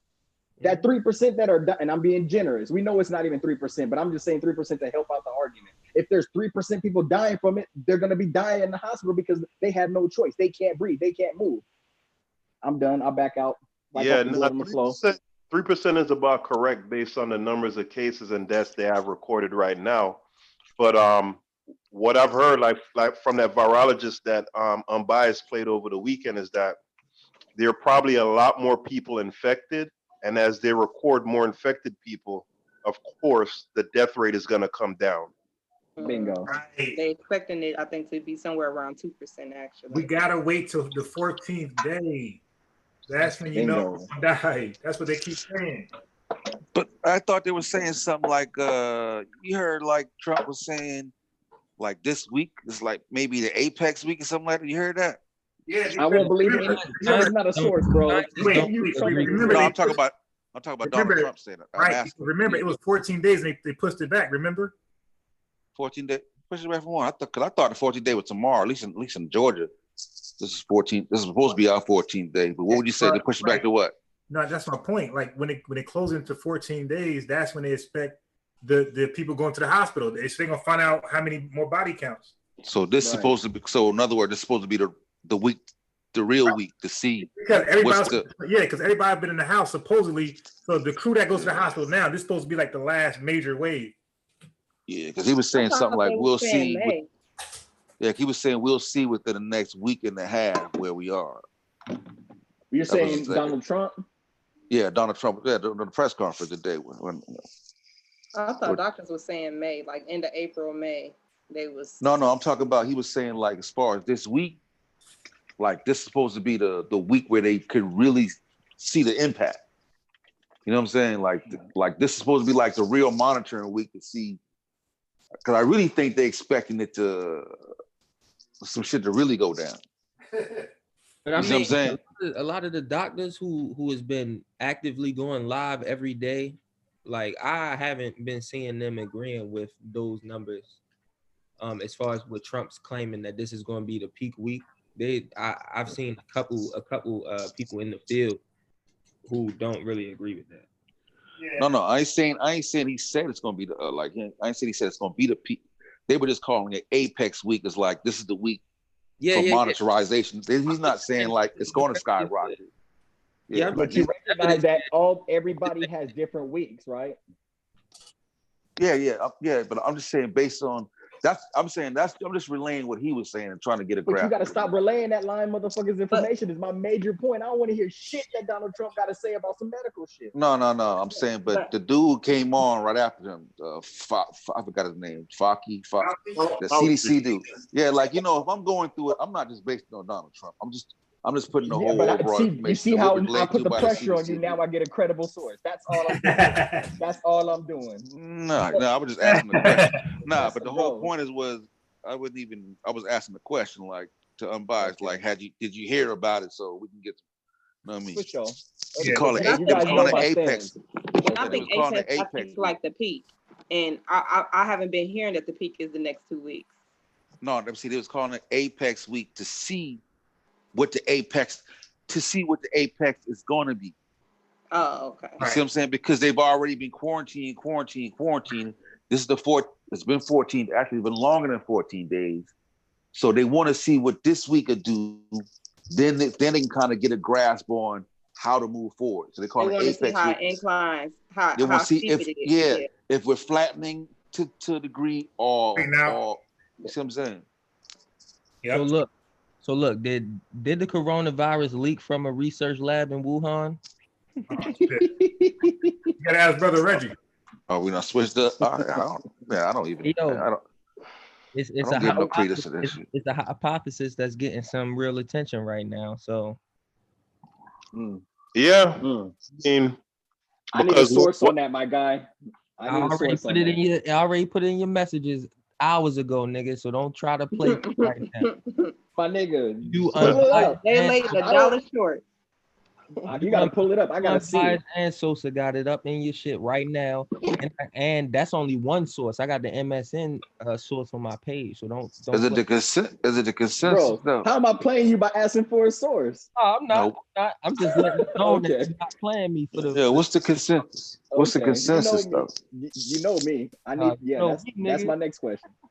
The consensus is that because of cross-pollination between pangolins and bats, that caused some permutation in the virus, and then the virus was subsequently transmitted to humans after that cross pollination. You can pull up the article if Unbiased trying to. That's the current like consensus. Yeah, because I heard, man, because I actually seen two. I mean, because I watched a little bit of Unc and Reggie last night, and then caught a recap this morning, like another 2-3 hours. I'm like, you know, so who did a recap? Or you rewatched it?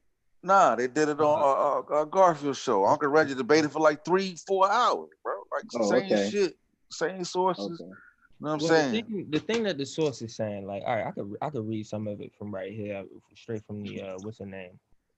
But basically, saying senior government sources say that while the balance of scientific advice is still that the deadly virus was first transmitted to humans from a live animal market in Wuhan, a leak from a laboratory in the Chinese city is no longer being discounted. So that means they're investigating. One member of the COBRA, the emergency committee led by Boris Johnson, said last night that while the latest intelligence did not dispute that this virus was zoonotic, they did not dispute that it was zoonotic, originating in animals. To clarify what zoonotic is, it did not rule out that the virus first spread to humans after leaking from a Wuhan laboratory. So that's what they're investigating. The member of the COBRA, which receives detailed classified briefings from the security services, said there is a credible alternative view to the zoonotic theory. Based on the nature of the virus, perhaps it's no coincidence that there is a laboratory in Wuhan there's a laboratory in Wuhan. It is not discounted. So basically, they can't discount that the fact that they were studying coronaviruses there, that something was to happen that possibly got it out, like people studying and being negligent on cleaning or whatever. Now, the article I sent y'all in the back chat, sanitation, and like they have no governing regulatory body, right? Yeah, but that's not man-made though.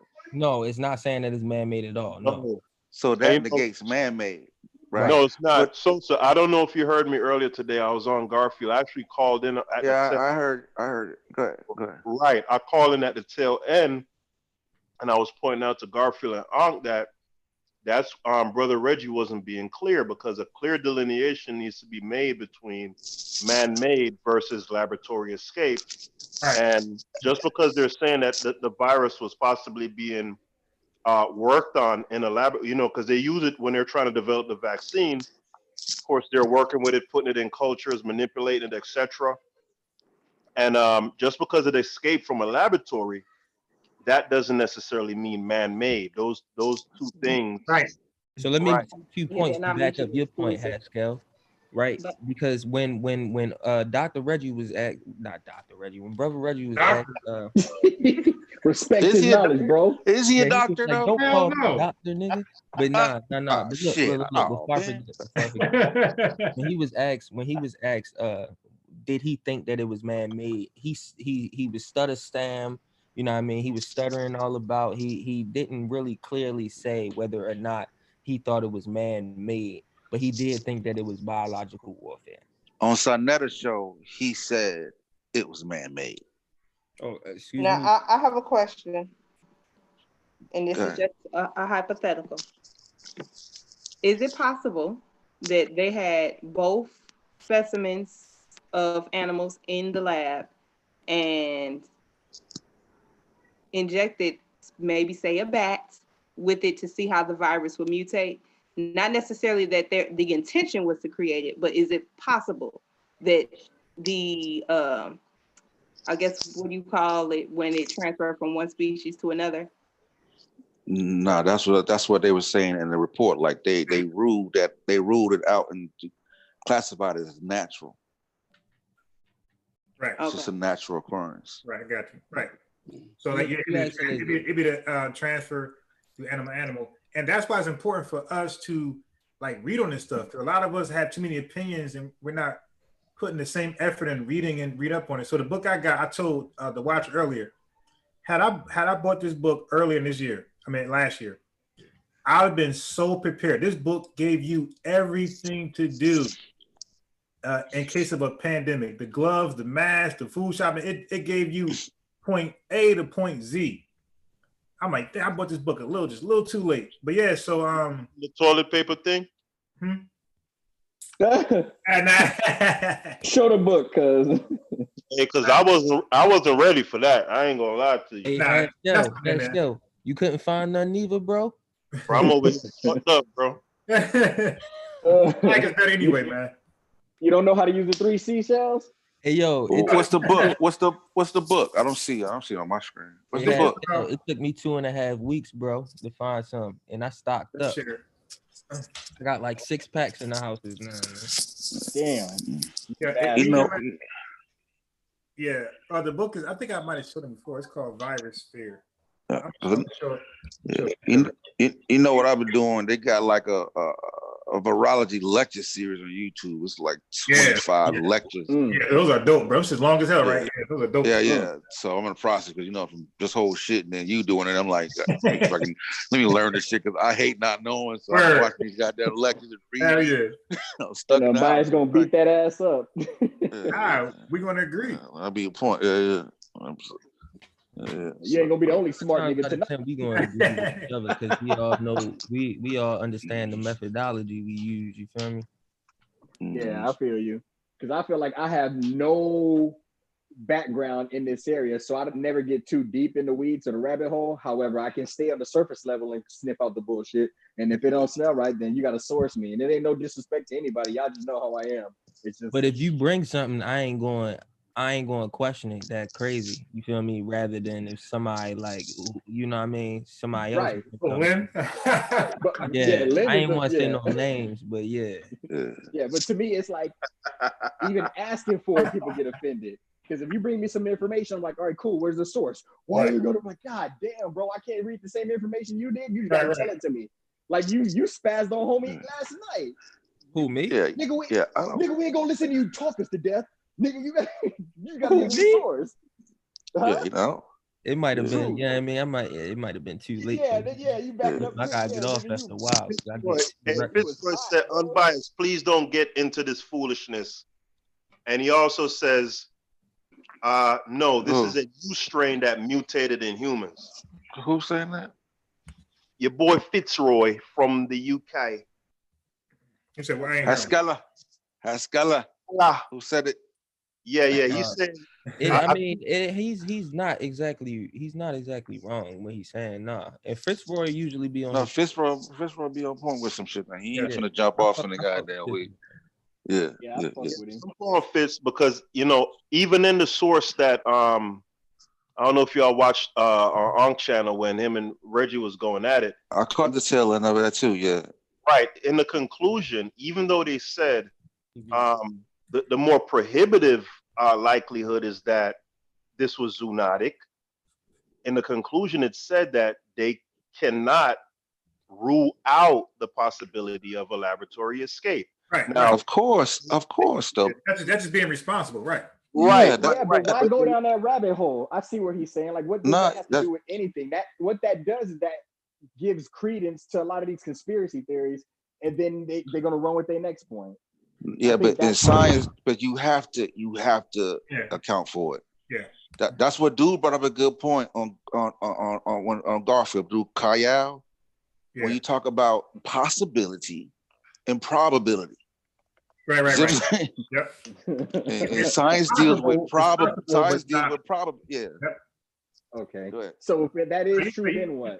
If that is true, it escaped from the lab, somebody was working on it as a biological weapon, and it escaped from the lab, then what? No, Watcher, not biological. That's just what it is, bro. Not biological weapon. Just accidental. I mean, what it is like you got human beings working on these complex systems and complex biology in this case, right? I mean, how like no company is perfect. No business is perfect. No human is perfect. Like you can't expect 100% of the time that people ain't going to come out of there some semi-contaminated from something. You feel me?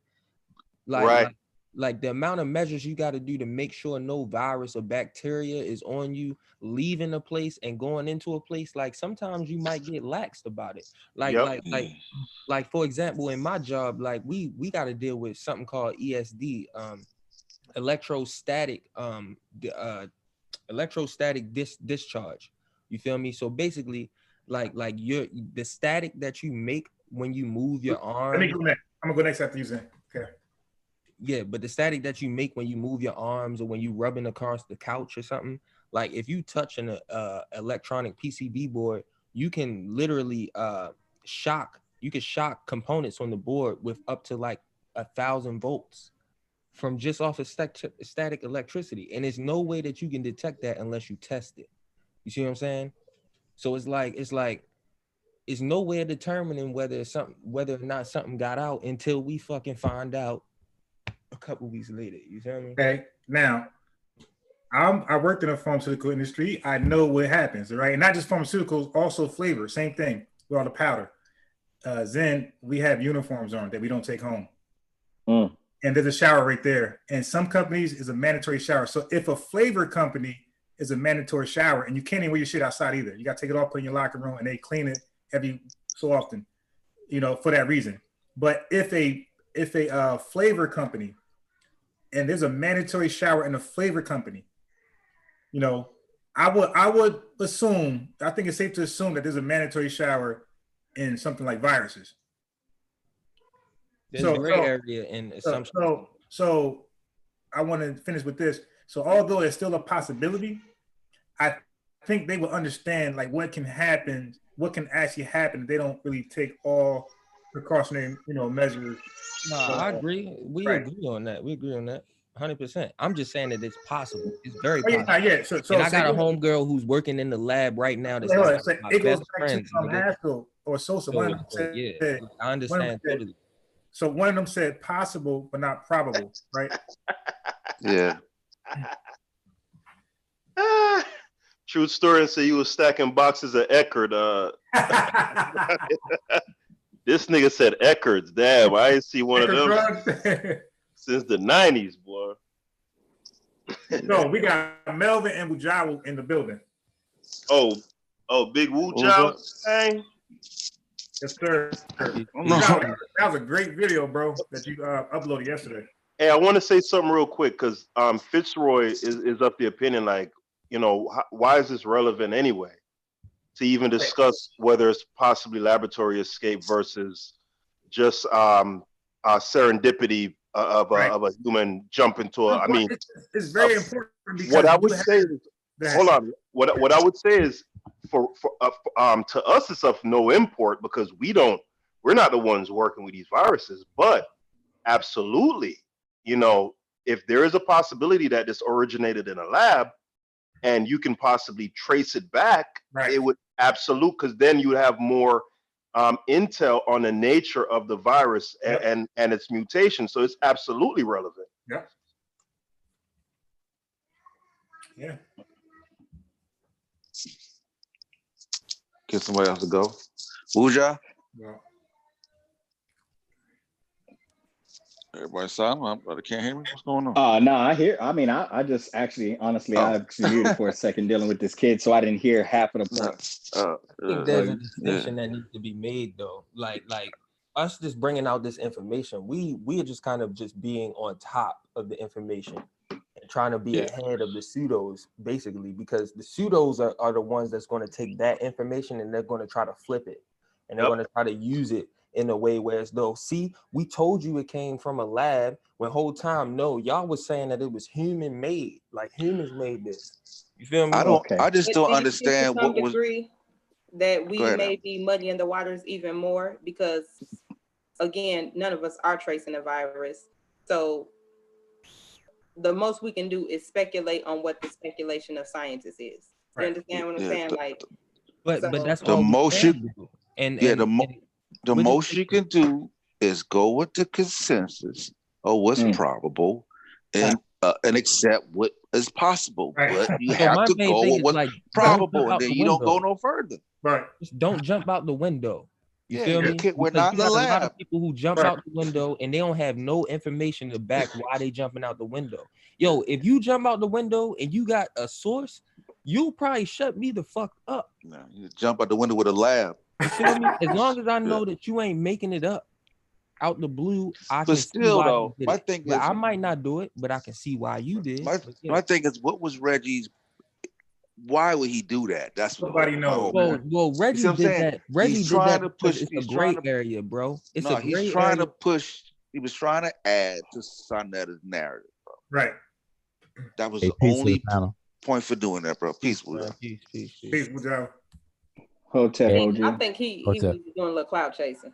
Yeah, he was. Of course, he was, man. But Reggie always that's not the point. We know Reggie gonna do that sometimes when he get on. When he realize he ain't capturing everybody's attention, he gonna have to pull a SANETER card. And that, But I'm just talking about the information because Reggie's operating on that gray area, which is fine because the information he pulled out wasn't unknown information. It's just information that's not readily wasn't readily known, should I say? And pseudo's a Say something. conspiracy theory operate in the gray area. Hey, I just want to give a Go on what I heard. Man, it's a lot that I heard that's actually insane, but you know, the whole conversation that I've heard so far on the I guess a few different channels is a result of the climate that these platforms have created, where it's an adversarial debating type of climate, and people are saying things just to counter something else, and it's not really to move forward with them, you know, to find out what's accurate and what's not. Because I heard, you know, the other, I guess it was earlier today or last night, when some websites was read, and I just couldn't believe I actually saw and heard people read something and not comprehend it right there in real time. You know, Which one? What like relating to what? Man, I saw a few clips because it was, you know, because I'm not going to sit there and watch like 4-hour videos, but it's like I was scanning through a few videos, so I'm not sure which one, but I can tell you what the subject matter. So it was where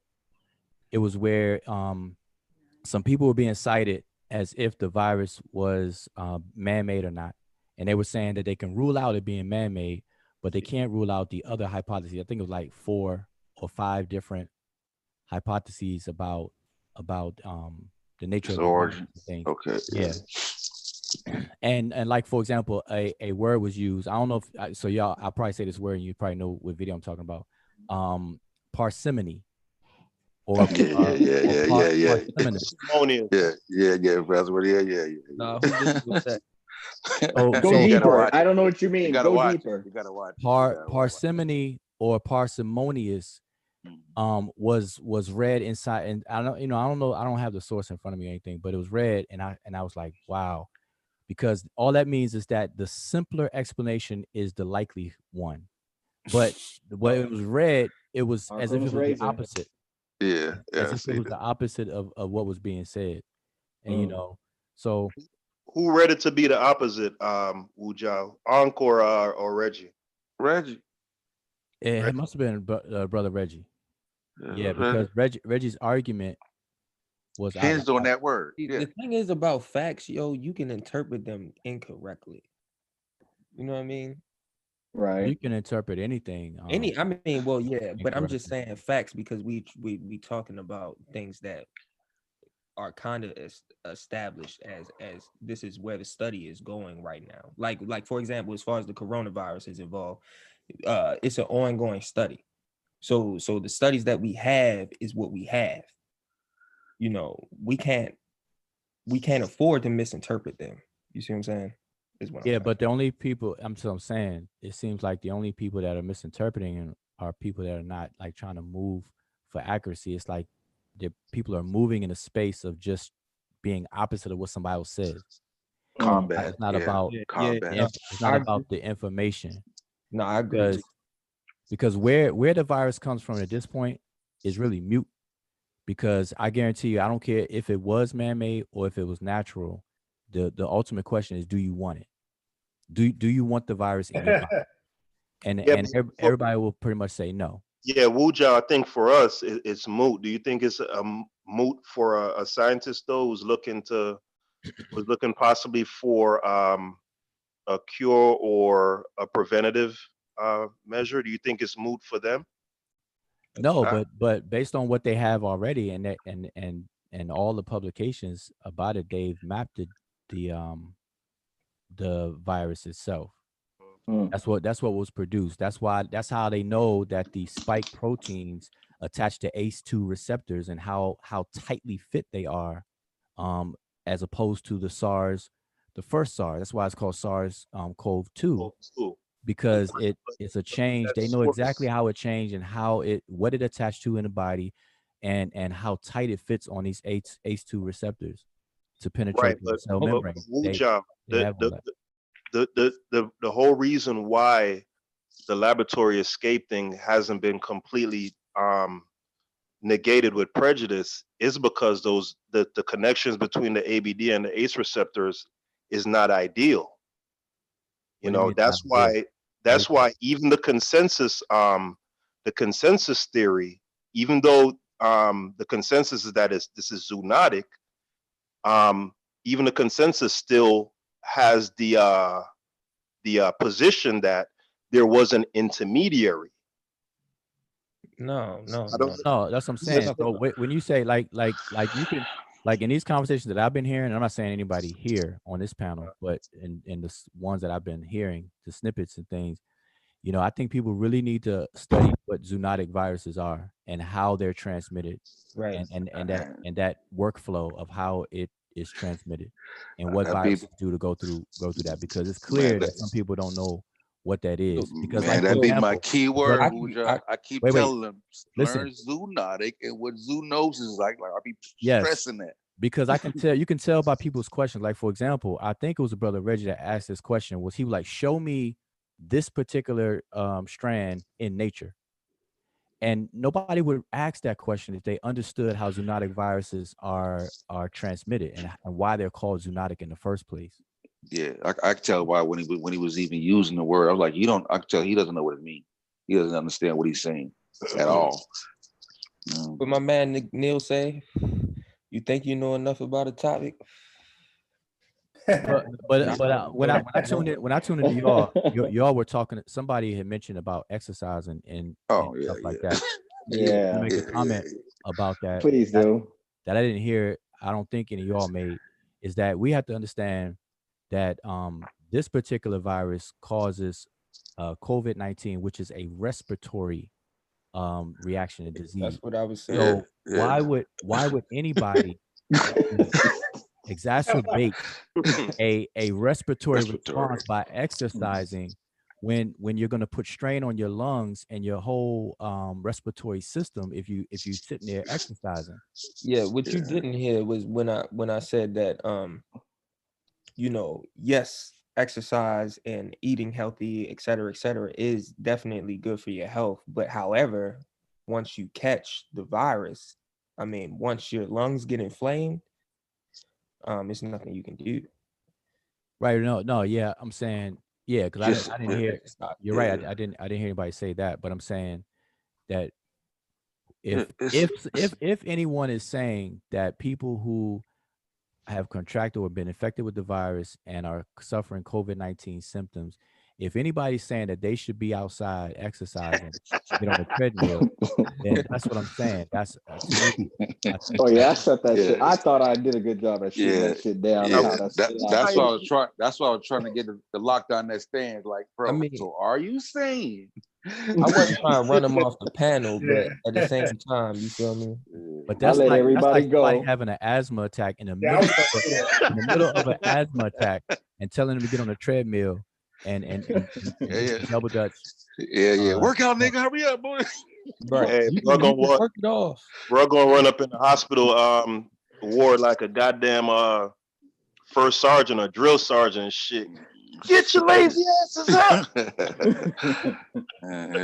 But now, see, people gotta understand that now that what they're trying to, now the focus is more not even whether it's man-made or not. That's like for the conspiracy folks.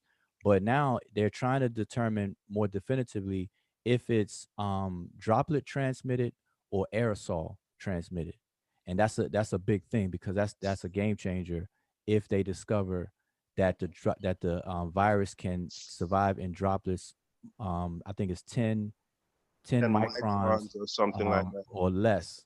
Because Right. if that's the case, then it lingers in the air a lot longer, and you don't have to touch the surface necessarily. And on top of that, it penetrates the lungs a lot faster and more deeper into your lower respiratory areas. So wait, they're not settled I'm because I saying, read that it's definitively larger than 10 microns. So they're saying now that they're not settled on that. It might be less than 10 microns. Yeah. The respiratory droplets themselves. If it's aerosolized, then it can exist in a smaller, But no, the hold on. virus itself What is I'm saying, nanometers, bro. It's nanometers. yeah, it's nanometers. But what I'm saying, I had read previously that they definitely know that it falls over the threshold for what is considered aerosol, and that's why they say it's not airborne. You get what I'm saying, John? Actually, It's an ongoing investigation. wait. Actually, I just ran a video earlier. It's both. It's both. Yeah, that's what I'm saying. Because they say the wind. It all depends on your situation. The indoors can make it aerosol. Outside can make it droplets. So it all depends on the wind, the conditions, and it goes. And then, but definitely, if you touch the surface, right? If you touch an infected surface, that's always gonna be droplet. But the airborne shit is like it's situational. It all depends. It gotta be the right environment, the wind blowing, inside closed doors. So the airborne shit is a little tricky. Imagine if you were in a concert. You know what I'm saying? And then you got the HVAC system circulating everybody's breathing. Yeah, so it's definitely both as far as aerosol, but as far as airborne, it's definitely aerosol, but it you need the right condition for it to be aerosolized. But it's definitely both. Yeah, we had talked about that like a few days ago. We had to go. But I know it's constantly changing though. Like every information steadily coming out. Well, as of right now, they're saying it is both. Both, because they've actually done tests on both, and they found it in both cases. They found it as droplets, and they found it as being aerosolized. Yep. What is that? I think they said like 3 hours or something like that. I think they did a test. They had to like a little experimental test. You're talking about, I forgot the source. Huh? You're talking about on the surface, right? No. I think in the air, right? How long did they say? How long did they say it could last in the air? Where are they at now with it? I mean, we talked about. We went over like 4 or 5 days ago. We talked about. We did, but I didn't actually agree. Journal of Science. Is that what you're talking about that day? Huh? Was it the New England Journal of Science? Yeah, I think. I thought who had discounted that study, said that the conditions were kind of extreme and that they didn't mimic like normal circumstances. We can't negate it though. We can't negate it. I thought that's what they did. All right. Maybe we can go back to it, but I thought they said it. Well, like I said, it could have changed. Definitely, if we just saying it changed now, then it could be different. But I thought they tested it and saw that it could. Under the method was incorrect. I'm gonna play a video that I played earlier. Okay, so look, do this. It's a video. And it's another thing, man. There's so many YouTube videos that explains the coronavirus, explains the whole back and forth, up and down, left and right. They explain the people ask the wrong questions though. Aspect. That's how they get. But go ahead. Type in.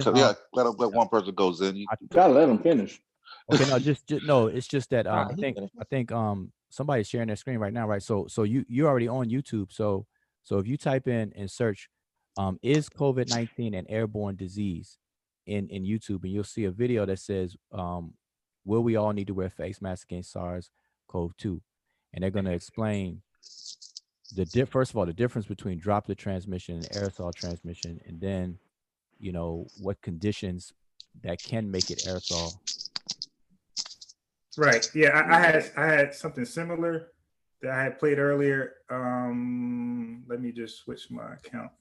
Yeah, I'm actually reading something in the journal, in the Nature journal right now.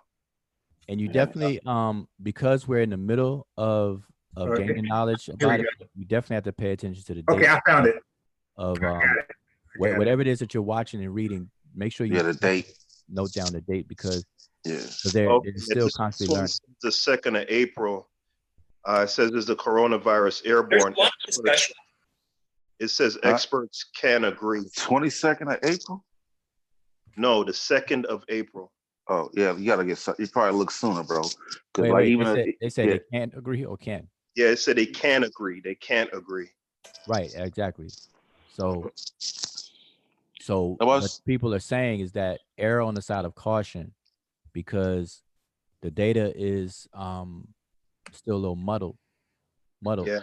And you know, it's a difference between, because before they was saying, like, remember they was kind of clowning people for making homemade things and masks. It was like, it's not gonna be effective. But now they're like, yo, everybody should wear some type of mask. Right. And they was even talking about, even if you don't have a mask, making a homemade, raking it, and what you could do to wash it and the whole nine. So this right here, unbiased. A video you played on your thing. The guy said the N95. The 95 stands for, I believe, I forgot if it was 95%. 95%, right? And he said, it stops 95%. So if this thing is truly airborne, like if you're in a confined environment or whatever, 5%, at least 5% of the if you're outside every day, right, it's gonna get through anyway. So he said the mask is more of a psychological thing. They say 60% of the world's population will contract the disease. Well, there's go ahead, let's see what it. Right. So there's a part one. There's a part one and a part two. So, but look, you guys can talk in between the videos, so I won't get flagged. So it's okay to talk as it's playing. Seems to be a lot of confusion in this whole aerosol versus droplet discussion, even in the medical community. So I thought, or tell me to pause it in between, because if we let it play freely, that's when I get in trouble. Take a closer look. What actually is a droplet and what is an aerosol? They're different definition, but it's most useful to differentiate them according to their behavior in the environment. Droplets are above 20 micrometers or microns in size. So that's the size that I was talking about. They're usually produced during things like coughs, sneezes, shouting, etc. And usually come to gravity, meaning that they fall down after traveling in the air for 1 to 2 meters. Now watch, this can be scary as shit, because they talking about the 6 feet shit, right? But watch this. Yeah. Aerosol, on the other hand, is made up of fine particles under 10 microns in diameter, and they can travel for many meters before they fall to some other surface.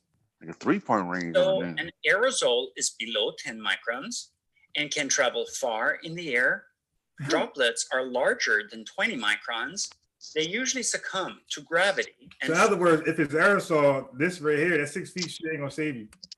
To the ground, and then there are the in-between sized particles of 10 to 20 microns that can have somewhat of an intermediate behavior, but are generally thought to fall to the ground like droplets. And there's an even more granular distinction between the different aerosol particles. Those below 5 microns are so small that they can travel all the way down into the alveolar space where they can cause pneumonia. That's where you get fucked up at right there, the aerosol. Particles below 10 and above 5 microns can only penetrate down below the glottis and are thought to land somewhere in the tracheal branch. Bronchitis. When droplets fall on surfaces, uninfected individuals can pick them up and by touching their face can get infected. That's why hand washing is so crucial. To make matters more complicated, when the water component of droplets dries up in the air, when the wind and temperature conditions are right, the remaining bits of floating virus are called droplet nuclei, and these can then behave like aerosol too. Also, when wind conditions are right, even droplets might travel much further than 2 meters. Damn. When you go to the ocean on a windy day and feel the sea spray on your face, you've just encountered droplets that have become airborne.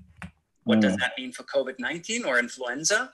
Well, it means that actual suspension times of droplets will be far higher when there are significant cross flows, which is often the case in healthcare environments with doors opening, beds and equipment moving, and people walking back and forth constantly. That's why they say get your ass in the house and stay there.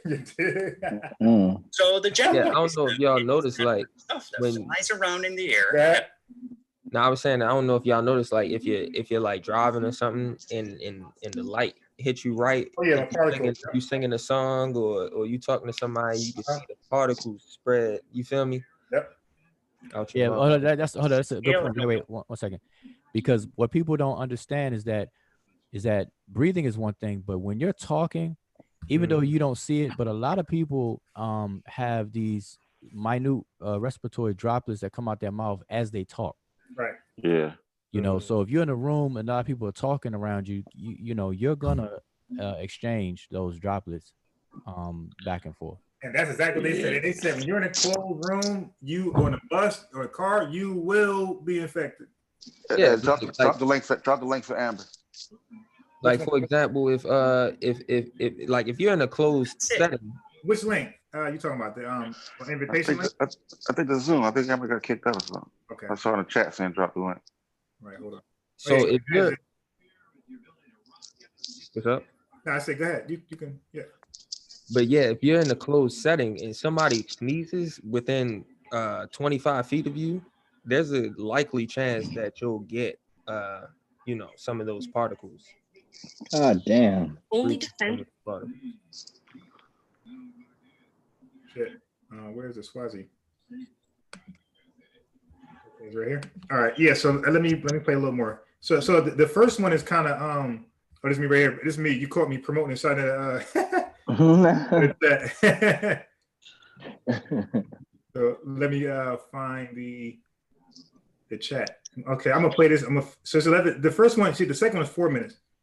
And this one pick up because he felt like people still wasn't getting it, so he went even further than this one. So this is pretty long. So you guys, you know, We need masks to protect ourselves and others.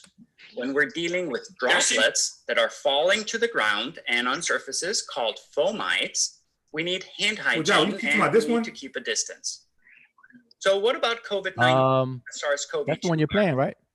Is it airborne and inhaled? Yeah, you're playing that one. Based via fomites and hands. Oh yeah, you're right. Well, the uncomfortable truth is that we have evidence for both, which is also the case for See, influenza. evidence for both. Hold up, pause it. Let's have a look at this paper from Wuhan University.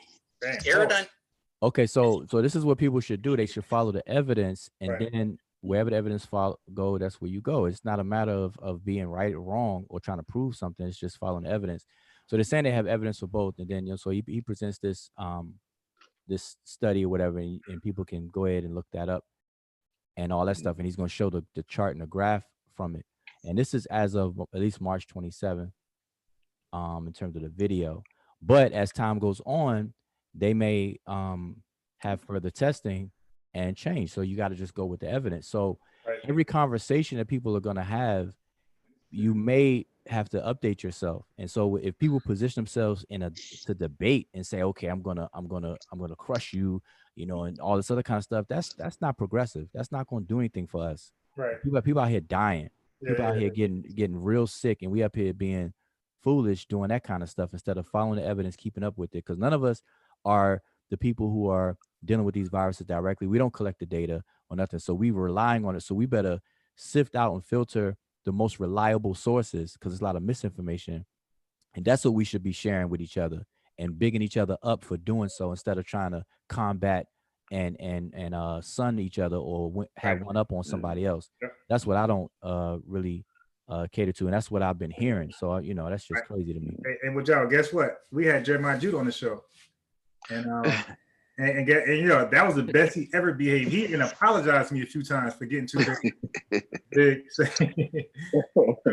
but yeah, that's the best he ever done. And his boy came on and we had a nice little dialogue. You know, it got a little rowdy here and there, not with me, but he you know how he does. You know how he does. He gets crazy, he calms down, he gets crazy, calms down. But Amber took her shoes off. But I'm trying to promote that type of environment that we can just have a disagreement, but have a discussion, have a dialogue. Divine Prospect is going to be on here very soon, and we just going to have a dialogue. There's no debating here. Not supposed to be. We're just talking, interviewing, whatever you want to do, asking questions. I mean, debating is fine. I mean, see, debating is fine. It's the adversarial, combative element that's thrown in it. But we think that's debating. That's the problem. Exactly, and that's not debating. And I've been screaming that for years because I come from a background of amateur debating teams in college, and I keep telling people that what people call debates, these debates are not real debates. Right. Call it what it is. I mean, it's cool, but just call it what it is. You know.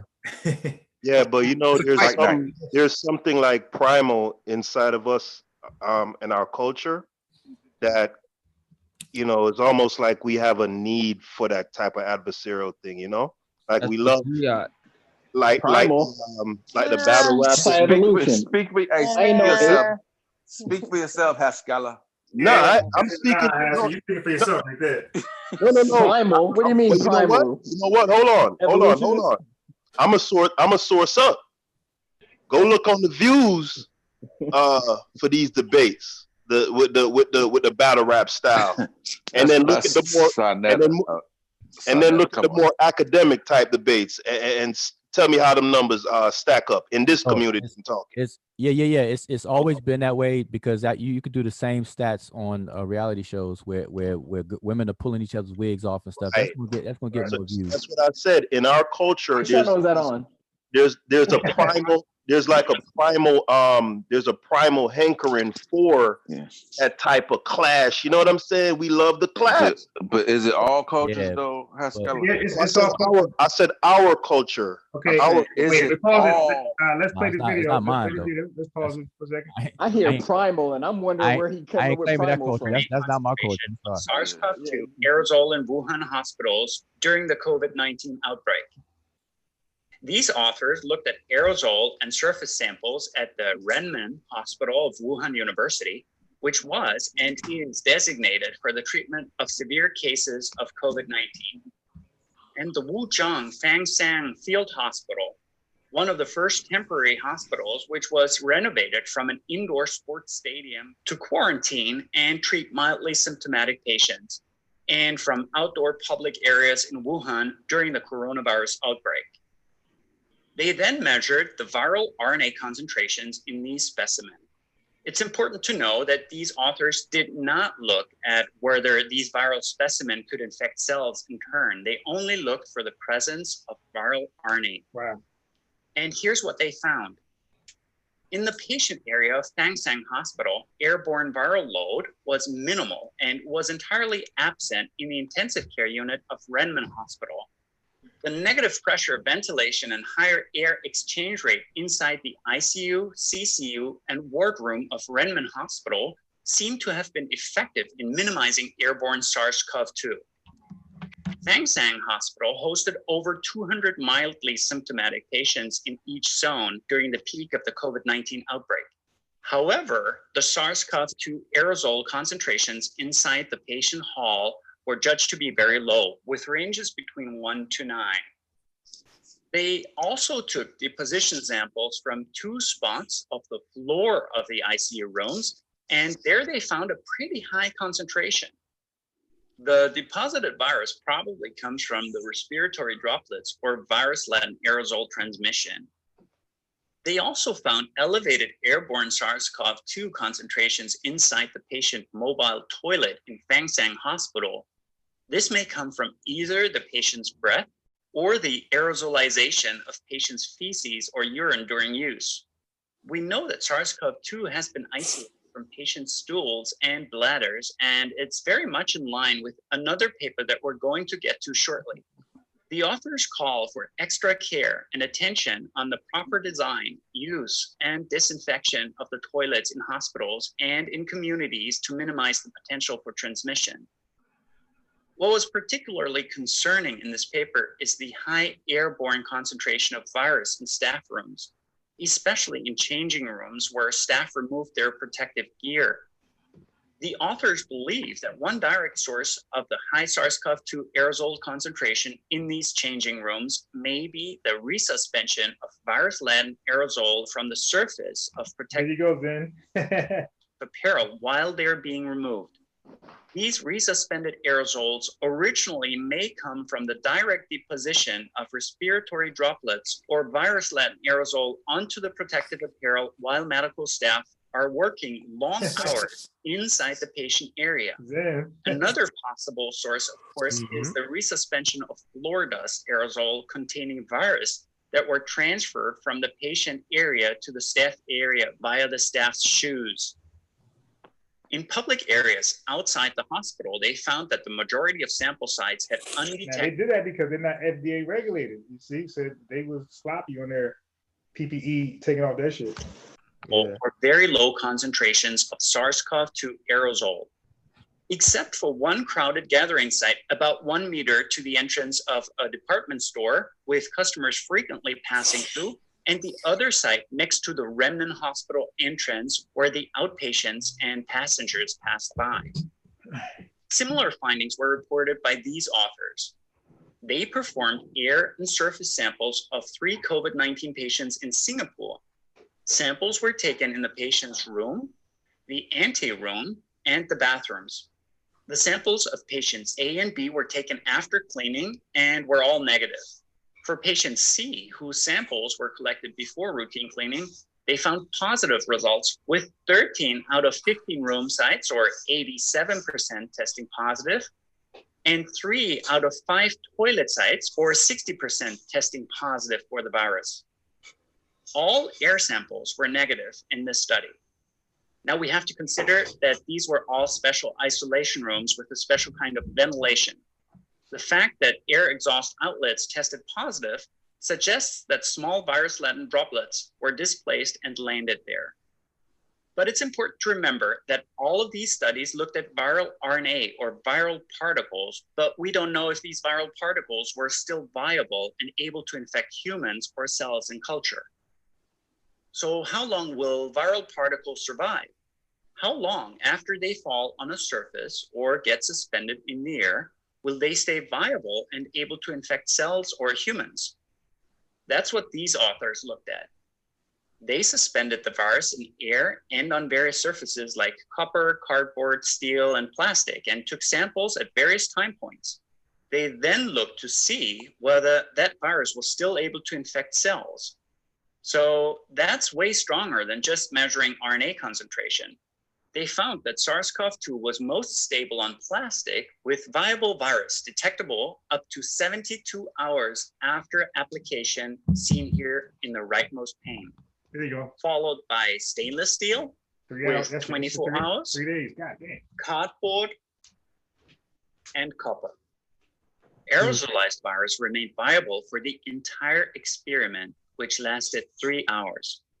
3 hours. So in summary, when it comes to viral load in the air, the data suggests that the concentration of suspended virus in the air increases from almost no virus in uncrowded public places, ICUs and isolation rooms, to a little more in crowded outdoors areas, even more in medical staff rooms and patient toilets, to a lot in staff changing rooms where they take off their protective apparel. In general, the concentration of virus in the air inside hospitals seems to be low, but may be significantly elevated when staff, having spent long hours taking care of patients with aerosol and droplets being deposited on their protective gear, when they then take off the protective equipment, deposited materials might become resuspended in the air.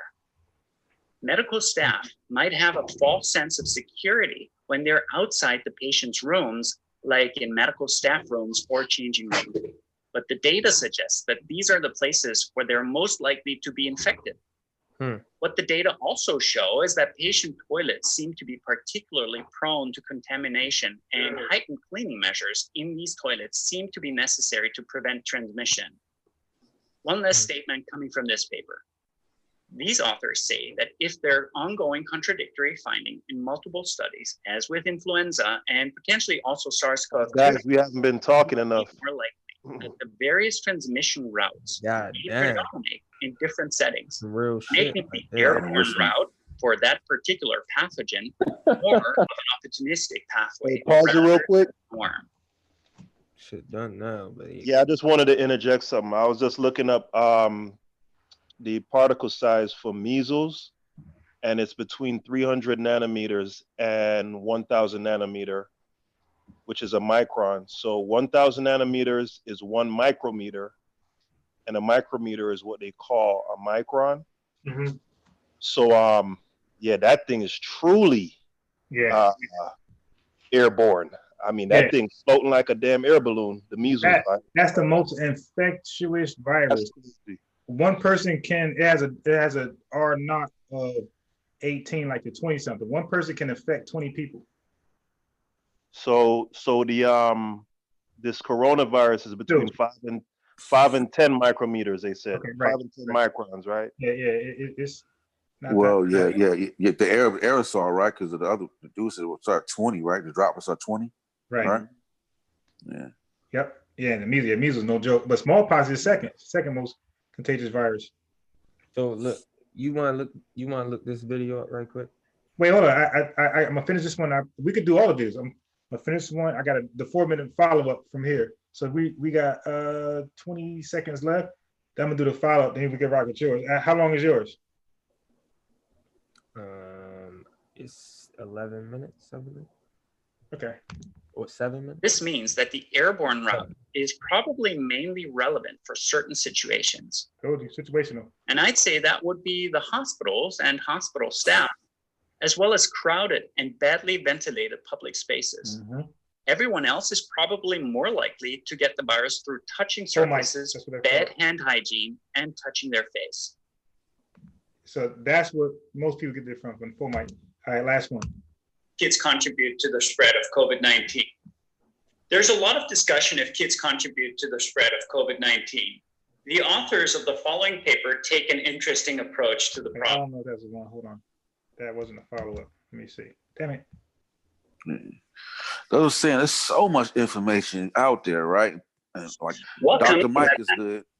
Like, why is niggas going to look at Polite? Like, what the fuck? Right, man. That shit good. Like, let me go see what Polite say about this shit. Ask the right questions, you get the right answers. This might be it. All right, what? Okay, send yours. I can't find out. Send yours. Zen. Like Dave Chappelle. I wonder what Ja Rule thinks. I'm about to just tell you right now. It's what happens if you caught the coronavirus, and the channel name is called What If. Happens if you. Man, it's far my way. Ooh. And y'all don't sleep on Dr. Mike. Yep. Might be going in. What If right there, the first one. It was the first one. You just passed it. It was the first one in the search. It said, "What if?" Type what? Type what at the type what right there after. If you here.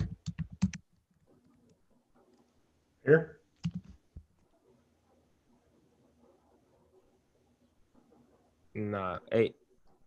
Listen. Oh, you know what? I made it 2 words. Nah. Listen. Type what happens if you caught the coronavirus, right? Just like how you had it the first time. And the first one that's going to pop up in the search, it's going to say what if after. You see it right there? Yep. Bang. Bang. The first one. There you go. Wait. No. You see right here? Notice. Every time it's a million, that's when they flag me. I can't do that one. Too many views. Yeah. That's the most illustrate. Yo, that joint. Every time I got flagged, bro, it was over 1 million. I've seen it. I've seen that one, like the animation with the water fill up and lung and the whole night. Yeah, every one over 1 million, I got flagged. The one that's you should just drop it in a group. I think I ain't dropped it already. Y'all finished that. Y'all finished that video because I stepped away a second. Okay, yeah. That was drop that mug in a group. That should be interesting. But listen, I had just got off the phone with my sister, right, and she's a nurse, and she's in Ground Zero and does urgent care. And I was telling her about this conversation that we were having just now. And she was saying that she's not involved in the research directly, but she believes, and this is just her opinion based on her experiences for the past month, dealing with patients, dealing with potential patients and patients and stuff. And she was saying that she believes that it's definitely infectious a lot farther than they're saying, like the 4 feet, the 6 feet and things like that, because of the rate of infection. And she was saying that it's not even, some people have not even transmitted through a sneeze or a cough, which is another supporting indicator that it could be both. So you know, I was just reading something that said that it extends further than 6 feet, so they already figured that out. Yep. Yeah. I've seen a couple of videos where they credible, scientists were saying this. Certain situation, it gets this aerosolized. What what led her to that conclusion, Ujao? Well, she was saying the rate, because you know when they have the patients, they do intake and they do questions, and they ask a lot of these different questions. They do what's called infection tracking and stuff, or something she was saying. And so they ask certain questions to see if a person knows how they contracted it, and they try to zoom in on the trail, on the track, and whether they've been around coughing, sneezing, or they themselves coughing and sneezing and have known to infect others. And so based on the information coming back, it's people are reporting that they're contracting it not through sneezing and coughing. You know, but it could be surface, you know, they're touching a surface and then putting it in any mucosal area. She said the eyes, the nose, the mouth, and stuff like that. So that's there. And she said that's the primary transmission point. But she said that she's, based on her experience, that the temporary airborneness, or they call it aerosolized, extends it further. And that she said that's a very high probability, but it's not the primary, not the primary transmission point though. But she was saying, I mean, because you know people keeping up with the data, but she was like, listen, just treat it as if it's both. And I'm like, let's just, exactly, that makes most sense. Just treat it as if it's both. You can't lose. Yeah, like the one doctor was saying, scientist was saying, in the right setting, you know, you could have a false sense of security, like somebody could just sneeze, and then they left the room area where you're in, and then you just walk in there thinking, well, there's nobody here, right? And you just walk right into it. You know what I'm saying? So in the right setting. So I tell you what I've been doing almost every day. Like my mom tomorrow gonna bring me some fish and some bread, and my boy and this girl I paid them to bring me coffee. I don't leave this crib for shit. I don't leave this crib for shit, bro. You cold blooded. That's it. You got my dudes bringing fish. Hey, mom, grab me some. Yo, that's what I was trying to say. You cold blooded. You should be taking my mom's stuff. No. Look. Now, y'all know how y'all you friends and family do, right? They leave no matter what. You can't say shit to them. All right, mom, since you're already out. Already out. You one of them can't sit down. Yeah. Hey, I'm about to say, look, you done lived your life, mom. Like, let me do me, baby. No, I'm biased. If she ain't gonna stay in the house no way, you might as well run my end. Do you at least let her in the house? Like no, nobody comes in. My not even moms, bro. No, my boys hand me that shit through the window. Yes, and my mom just put it by the door. No, yeah. Boy, you ain't shit, bro. I survived this long. It has to. I survived this long. Hey, I'm a survivor. Now hold up, but here's the thing that she dropped, that she said, right? And this is something that probably that kind of went over a lot of people's heads, is that you have asymptomatic people, right? People who don't show any symptoms at all, and then some people that show very minor symptoms to the point where they don't think they have it, and they call them perfect carriers. That's what they're called, perfect carriers. The asymptomatic are called perfect carriers. Yeah, okay. Perfect carriers. So they're perfect carriers because they're undetected. Yeah, exactly. Yeah. But now the thing about this, because now we heard this term, and we heard this for weeks now. Mm-hmm. So think about it. If a person is showing no symptoms, that means they're not coughing and they're not sneezing and stuff like that, but yet they're transmitting it. So that right there lends to, okay, if they're not coughing or whatever, and these respiratory droplets are coming out and then gravity's pulling them down and all that kind of stuff, then how is it being transmitted? So that's why they're saying don't rule out the secondary point of aerosolized droplets that are under 10 microns and all that other kind of stuff. So she was just saying, that's just common. People should just look at it. Right. He's considerate. Can I ask a question? Right. But see, it goes to show that consensus isn't always like the end all be all, because the consensus is it's not aerosol. Yeah, Next question. Asco, we ain't gonna travel down the consensus road. Yeah, bro. They already explained. Look, the reason why they can't say, definitively, because we just seen that it depends on the conditions. Yeah, but that's what I'm saying is that even though it's not the consensus, it's still an important point that Wuja was making. I don't think they have a consensus. I don't think they have a consensus when it's coming to aerosol. Yes, they do. The That's a consensus. question though. No, The there's no consensus is consensus. that it's spread by. There's no consensus. There's no consensus. Now, So but hold on, question- we got to differentiate popular statements. We can't mistake popular statements as consensus. Consensus are the people who are actually doing the research. Right, it's the experts. The bulk of the experts say that it's not aerosol. That's not true. That is true. The head representative that does the daily updates with the coronavirus task force, he says that it is partially aerosolized. Dang. So matter of fact, he said it a few times, and he said it as of today. We could post the video. And I've heard him say it. That's what I'm saying. I've heard him say it like we could post the video. What's his name? Fauci. What's his name? Fauci. Yeah, I can never pronounce it there.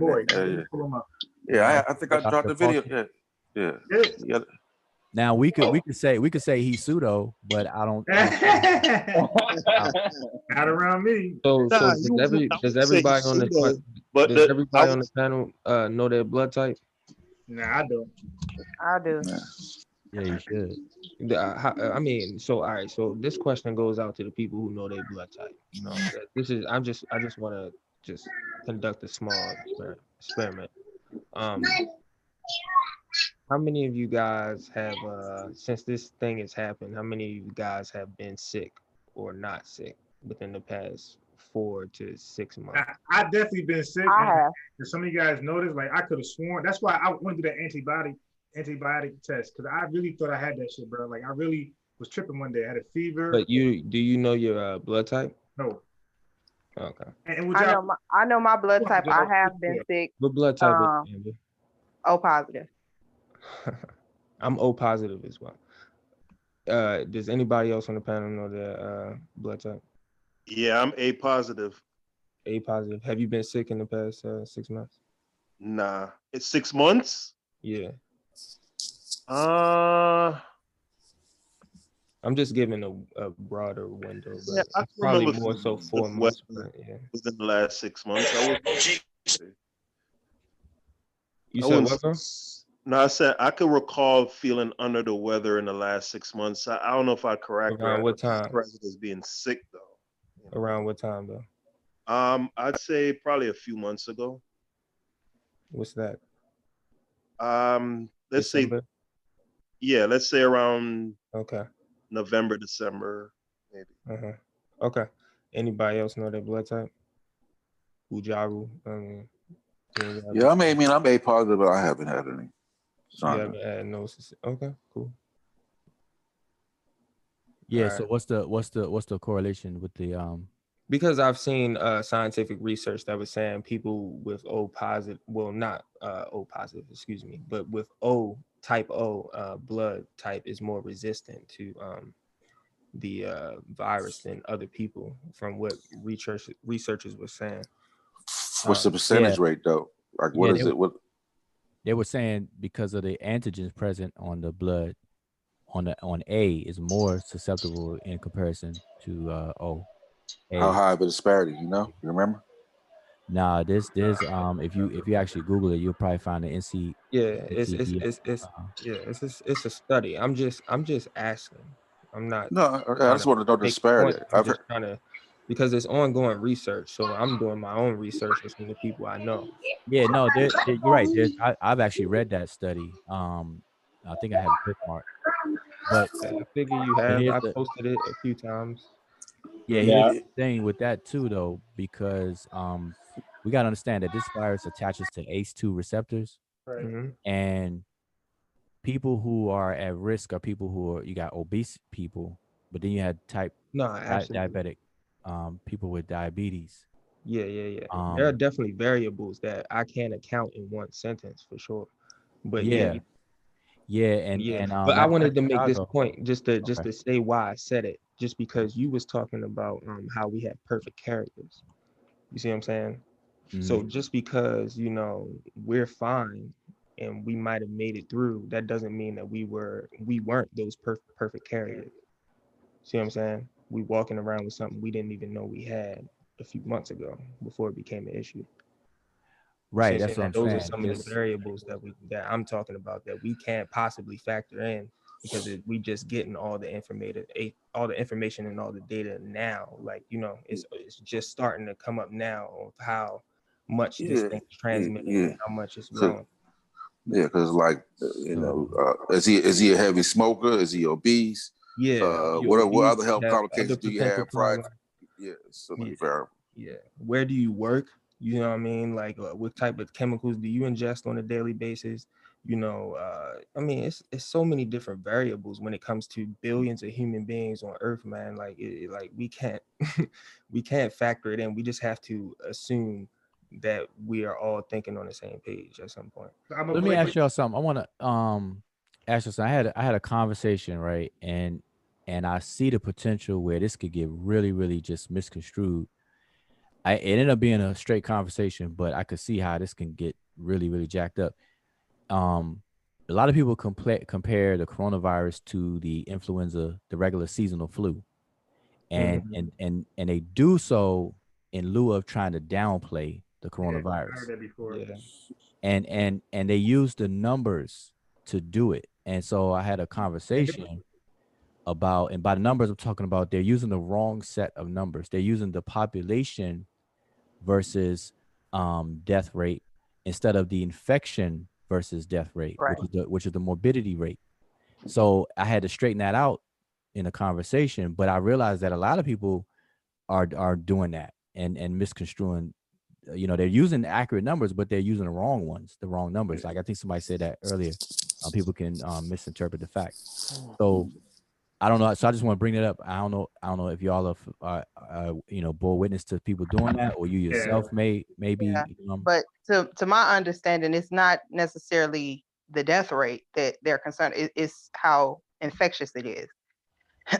So that was my understanding of it. Death rate versus the amount infected. Well, as far as the two numbers I was talking about is okay. You got the total population of the United States, which is 350 million, roughly 350 million people, and then for the influenza flu, approximately 60. No, man, you can look this up. Hold on, let me find it because I don't want to misquote nothing. I just had a conversation earlier. I think those numbers jump. I think it was 60 to 80 million. Hold on, I heard 60. 60 million what? I'll be there. What? I think I've heard. I'm sorry. I want to double check in my dad. No, but I'm asking, what's the number you talking about? 60 million what? I ain't jumping out the window. I wasn't deaf. It wasn't deaf. I'm saying, well, what are you responding to? I missed everything. Okay, the amount right affected here. in the Spanish flu. Okay, it was 500 million and 50 million died around that time. Okay, 500 million was a population of people infected. Yeah, 500 million people were infected by the Spanish flu, and around 30 to 50, sometimes they say 100 million died from the Spanish flu. Okay, but here are these numbers right here. I got them pulled up. So this is a number. These are numbers that people are misusing, although they're accurate numbers, but they're using them in the wrong context. So you have a total of 350 million people in the United States. In this flu season alone, 55 million people have been infected with the flu. So out of 350 million, 55 million have been infected with the flu. Okay, now they predicted 350 million Americans initially, right? Yeah, 350 million Americans and 55 million have reported flu, being infected with the flu. Okay, so now out of that 55 million that were infected, 63,000 died. Okay, so now, so they're looking at that, and then when you compare it to the coronavirus, they're using the same number, 350 million Americans, but only 10,500 people have died from it. And so if you do those two ratios and compare, that's what they're using to try to downplay the coronavirus. Yeah, it looks like it ain't nothing. Yeah. So they're playing so what they're doing is they're comparing the whole entire flu season to a month, 2 months worth of coronavirus. No, they're using the whole entire population. No. They compared it to the deaths. No, listen what I'm saying. They compare the entire flu season. The flu season is only from October to March to the coronavirus, which just popped off like the end of February. Yeah, but hold up, but that's not even the issue. Yeah, That's not even the problem. 350 million and 10,000 deaths. Yeah, so here's where it's skewed. It's the problem is that they're using the whole population and they're comparing how many people die from the flu. And so if you say but 350 million Americans were not infected by the coronavirus. No, I know. No, that's what they're using. It's just in contrast to the population period. The 350 million is going to be a constant because that's the U.S. population. Exactly. So I'm biased. You get my point, but I'm telling you, this is the error that they're making. They're comparing the population with the people who died of the flu, and for both instances, regular flu and then coronavirus, instead of using the numbers of those who are infected. That's the key. That's what I was saying. right. So but that's what I'm saying. But there are quite a few people who are doing that incorrectly like that. So if you compare it properly and you count how many people have been infected with each, and then the death of those, then the numbers, then people will realize that the coronavirus is approximately 10 times more lethal. Right. 10 times. At the end of the day, I think we need to restructure our curriculums in these schools because people just miss the basic biology. So yeah, for me that's not to do with the curriculum. Like people just ain't really in class. Yeah, you gotta want to learn I mean, not everybody learns the same. I do think it does need to be updated. I definitely think, science and technology, credit, money, all those other aspects. Yeah, but that's up to the parents. Like the parents can pursue further schooling for their children. Like they don't. No. I'm not saying that you can't do that. Okay. I'm just saying, like in America in general, like as a whole, I would like that to happen. I'm not. Me too. That's just my opinion. Yeah, me too. Hey, but check this out. So here's another stat for you. Okay, so the global count for infected coronavirus cases is 1.3 million, right?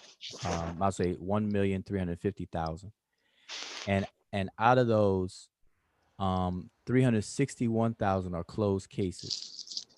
Now, here's the thing: out of those closed cases, and closed means that they either recovered and was discharged or they died. Right. Mm-hmm. Now, out of those closed cases, 361,000, 21% are deaths. Yeah.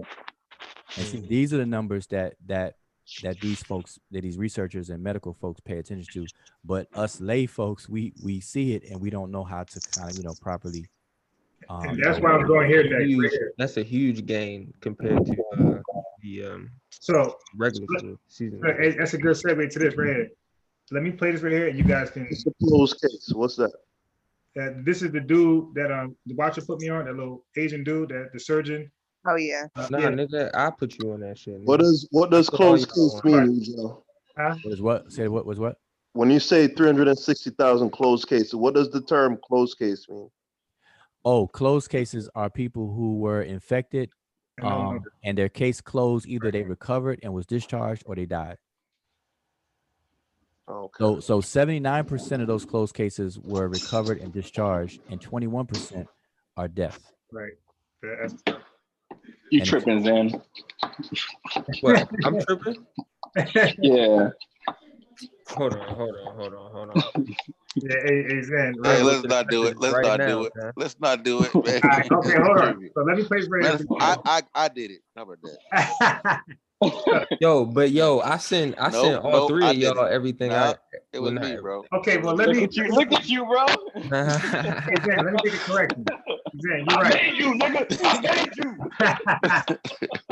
Okay, I'm gonna make a correction. You and Melvin send me the most shit, right? So it's possible you probably sent it before The Watcher put me on it. The Watcher just made me watch it. That's the difference. And you didn't send that shit to me. Well, I put you on the dude though.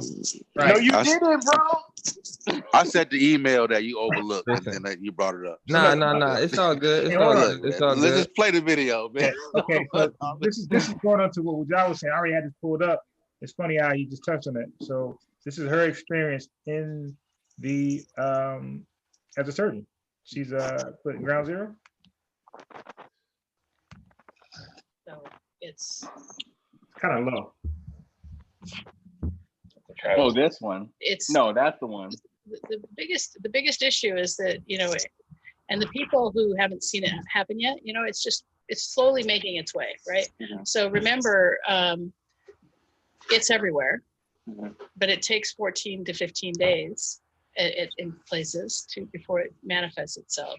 Yeah, I think it's like a 5 day average, 5 to 7 day 5.2. Yeah, average is 5.2 incubation period, which is a long time.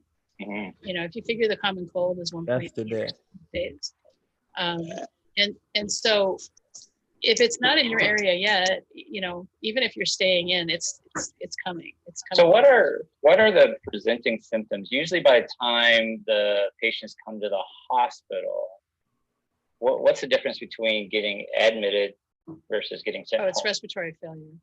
I mean, so you have to be assured respiratory failure before. Right, but you know, respiratory failure can be somebody who requires a non-rebreather and it's not related. Okay, so you know, or somebody who requires a venti mask or supplemental oxygen. That's respiratory failure. In this case, you know, what they're trying to do is send people home with, you know, concentrated, you know, oxygen and things like that. They're trying to keep people out of the hospital. So the idea is, if you feel like you have COVID and you have fever and shortness of breath, but you can stay oxygenated, they're going to send you home. Yeah. Even if you have signs of pneumonia. If you have pneumonia, it's different. But I mean, it depends. It really depends. I mean, the problem isn't the pneumonia. The problem is the ARDS and the cytokine storm. Right. So what I mean by that, and if you watch Dr. Bond's video that got about maybe more than 5 million views already on Facebook. 12 million. Oh yeah, on YouTube. Yeah. Well, when I saw it, it was at 5. So, yeah. So when, you know, if you saw that, what he's talking about, you know, is the cytokine storm, and we just have so much inflammation that, you know, our body just can't do it. And so then pay attention to that word, cytokine storm. We'll come back to that. You know, and then the alveoli get blocked up, and then you have multi-system organ failure. So I've been putting in a lot of hemodialysis catheters, but none of those patients have survived. Not one. Not one. I mean, it's really rare to get off the vent. I've heard of one patient in the Bronx who got off the vent. So walk us through this. So a typical, and I know it's hard for you to say what a typical patient is, but they're struggling to breathe. The ER doctor doesn't feel comfortable sending them home. So then what? You get admitted to a COVID floor or COVID ICU? There's no COVID floor. It's a COVID hospital. There's no floor. Everything is isolation. You know, and as our hospital hasn't run out of PPE yet, but as we get, you know, less and less PPE, you know, we're not going to be able to change our gown every time we go into a patient. That's crazy. It's just the standard of care. Crazy, yeah. So we're going to don once, and then everybody, you know, we're going to go back and forth. You know, I think that's what's going to be happening. So then especially since we have an ICU in the PACU now.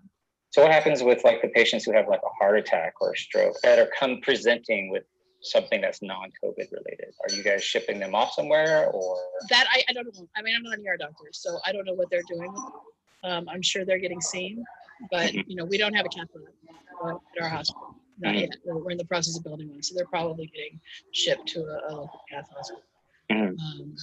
But it's I mean, look, I've been doing medicine for a long time. You and I graduated our residencies at the same time. And you look so much younger than me. I don't know how that's possible. I'm not younger than you. I'm probably about 10 years older than you. So. Oh, wow, even better. So, you know, so I've been doing this a long time. We've never seen a surge of patients, and it's just that, and we're not even close to the peak. And so it's just, they're just continuing to come. And you look if you look at even the logarithmic graph, it's not a straight line. It's going up.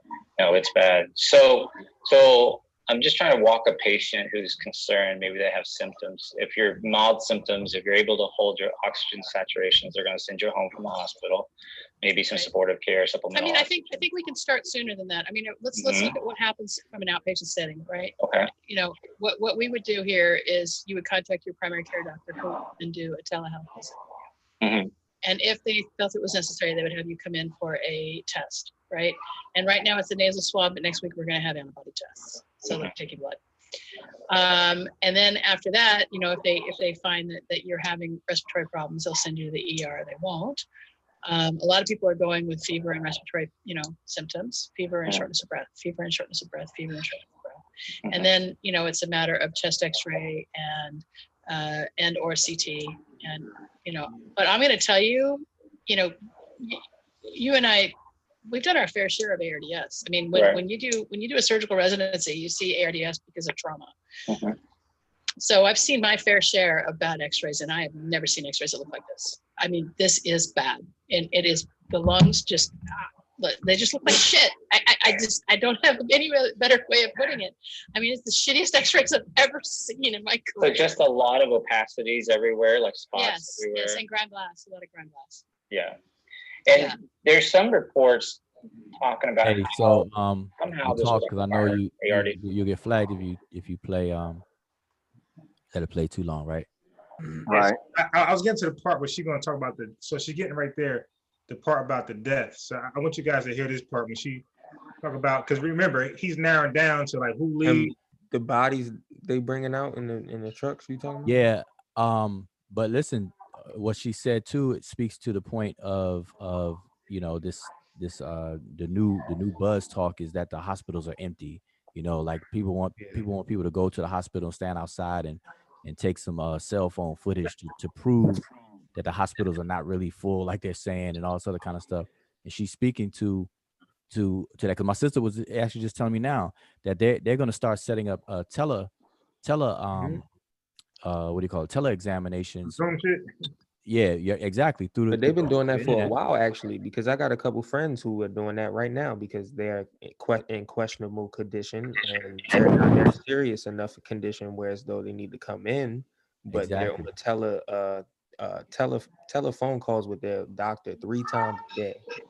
Exactly, and that was important that she said that some hospitals they don't suit up, they just suit up once, they dress up once, and that's a wrap, because the whole floor, the whole hospital is already Another thing that she said on that video, another thing that she says on this video right here that Unbiased is saying, right, that we all need to think about kind of. She said when they run out of PPE, she said she doesn't know if she's gonna want to risk her life coming. No, she made it very clear. 18-minute mark. I was going to next after so the body count. She said, "I'm not going to do it." And 18-minute mark. She said, "If that happens, count me out. I'm home."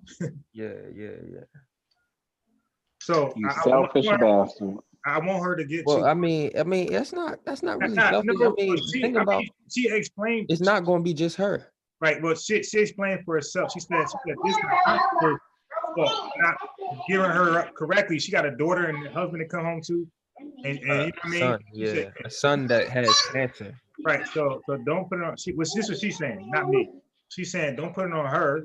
Put it on the. Wait a minute. She got a son that got cancer, and she going in. Yeah, but she. I mean, she takes precautions. She says she comes in her house. You feel me? She takes all her clothes off in the garage. She puts it in a bag. She brings it in the house. She goes straight to the shower. She washes herself.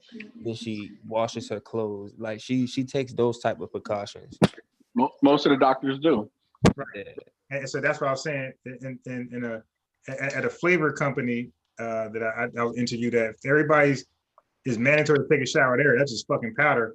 I can imagine if you're around germs and bacteria and viruses, I'm pretty sure it'd be strict. Like, listen, like I said, my homegirl is literally working on the vaccine. Like, her company is contracted to work on the vaccine. And like, when I seen her a couple weeks ago, like, she had her little Lysol pads. Everything she was touching with the Lysol pads. Getting the house. Oh yeah. You know what I mean? She had routines, bro, and her house smelled like straight bleach. You had to leave everything at the door, like, you know what I mean? Yeah, well, that's how I learned about alcohol, being a sanitizer. I learned that from the pharmaceutical industry. I'm like, dang, this works. So, all right, so I'm gonna play a little bit more. I just want to get to the graphical aspects of the chances on surviving once you go in this motherfucker. I wanted to talk about that. This is different than regular ARDS. There might be an inflammatory response with a lot of thick mucus production, clogging the bronchial airways. What's been your experience? Yeah, that's what. I mean, I'm not doing any autopsies, but that's what came out of Wuhan. Is that you know, especially in some of the early studies with people who had you know, wedge resections. Okay. So a portion of the lung was removed, and then they found these thick mucus secretions, and they found COVID in these lungs. But the problem is the inflammatory response with all the white cells coming in, and then there's this, you know, a lot of pus. Cytokine explosion. With, you know, look, for me to go back to remembering all of the inflammation markers, and, you know, I mean, I'm a technician at the end of the day, right? I'm a general surgeon, and what we do is we fix things. And so, you know, it's been interesting for me to go back and rediscover a lot of immunology and physiology because of this. Yeah, me too. I had to gotta go back and look at the textbooks, right? Because we don't have to deal with it. I mean, a general surgeon will see, for the most part, the most inflammation we'll see is like a trauma patient. Probably trauma with sepsis. Yeah. And so this is worse than that. Wow. And once they get on a vent, they most of them don't survive. There we go. So what are you right there? I want you to catch that part right there. Yeah. And so this is worse than that. Wow. And once they get on a vent, they most of them don't survive. And so what are you seeing progression time-wise in terms of, like, from if they're having trouble breathing and they're not ventilated yet, how quickly is this progressing? Because the news is really trying to scare people about how it's fast. It's fast. 4 days. Really? 5 days. Yeah. Wow. And then, I mean, but some people get better. Listen, some people get better. Remember, you know, 5% of the people who get COVID, it's 5%, are serious. Okay, 5% are seriously ill. So 95% of the people are going to have some runny nose, some chest discomfort, maybe some difficulty breathing, but not, you know, like walking upstairs feels hard or something like that. Some people may lose their sense of smell, lose their sense of taste for a short amount of time. We're seeing those symptoms. When I think I was with my cousin at the beginning of last month, and she, you know, came back positive, and didn't, you know, I didn't know until like many days later. I'd already been home for like 12 or 13 days by the time she knew. And when I came home, I like had a scratchy throat, I had a runny nose, I had a little cough, but it wasn't bad. I was, you know, that sort of thing. So, so this isn't, I mean, most cases are mild, so we can start with that. But of the severe cases, they're really bad. They're really bad. And of the recovered cases, 21% of those are deaths. Yeah, so as the on-call surgeon, what are you being asked to do to care for these patients right now? You know, it's just lines. It's just vascular access. So that's so they need central lines. These are big IVs that you putting them in the. I put them in. I usually go. Oh, I'm biased. Can you pause it? So yeah, right. So you can go through there. And this is okay. Can you open up another tab, and I put a link inside the Zoom chat, and if you could click on that link, or I guess paste it. If you open up another tab, I want to show you the stats, the real-time stats. I mean, I think y'all may know about it, but I guess for the people watching, this is a good website to keep up with the stats. And obviously she's pulling from these same numbers because she quoted the exact numbers that I'm looking at. All right, let me see. All right. Yeah, you had it right there. Yeah, right there. So those are real-time numbers. And scroll down, you're gonna see what she was talking about. So, okay, that's global. That's 1.3 million cases, 74,000 deaths, and 284,000 recovered. But keep going down. Okay, Well, you went too fast. That you went way fast. You gotta go back up. Okay, right there, right there. So active cases. Hold up. Scroll. Go down some more. Right there. On the left, you see have active cases. Oh yeah. Almost a million. And so when she said 5% of active cases are serious condition, serious symptoms, that's what she was quoting. 5%. 95% are mild. And then out of the closed cases, this is what I was quoting earlier. Out of the closed cases, 21% of those are deaths, and that's what she just said too. And 79% are recovered and discharged. So now you could drill down by country. So scroll down. No. I'm sorry. Go back up. Now click on which is view by country under that 1.3 million number. Okay. So if you view by country, so now the United States is more than double what's in Spain, which is in second place. So we have 367,000 cases. We lead the whole world in cases. We surpassed China. And remember, China has way more population. So their measures to crack down and lock down or whatever case is working or works, obviously. Because they're probably listening. Yeah, they're probably not doing like the that TED talk that you can't play where that guy was saying what we could learn from China. Oh yeah. He was saying China's a communist country. They're a communist country too, so they're allowed to go to way more extreme measures. Right. Yep. But he was also. But all right. So look, he was saying there that as soon as they realized that they had like 400 cases, they shut the whole Wuhan down, and you couldn't leave out of there. You couldn't get in there. Nothing. And if they didn't do that, it would have potentially grown a lot bigger. But Sosa said that only could happen because they're a communist country.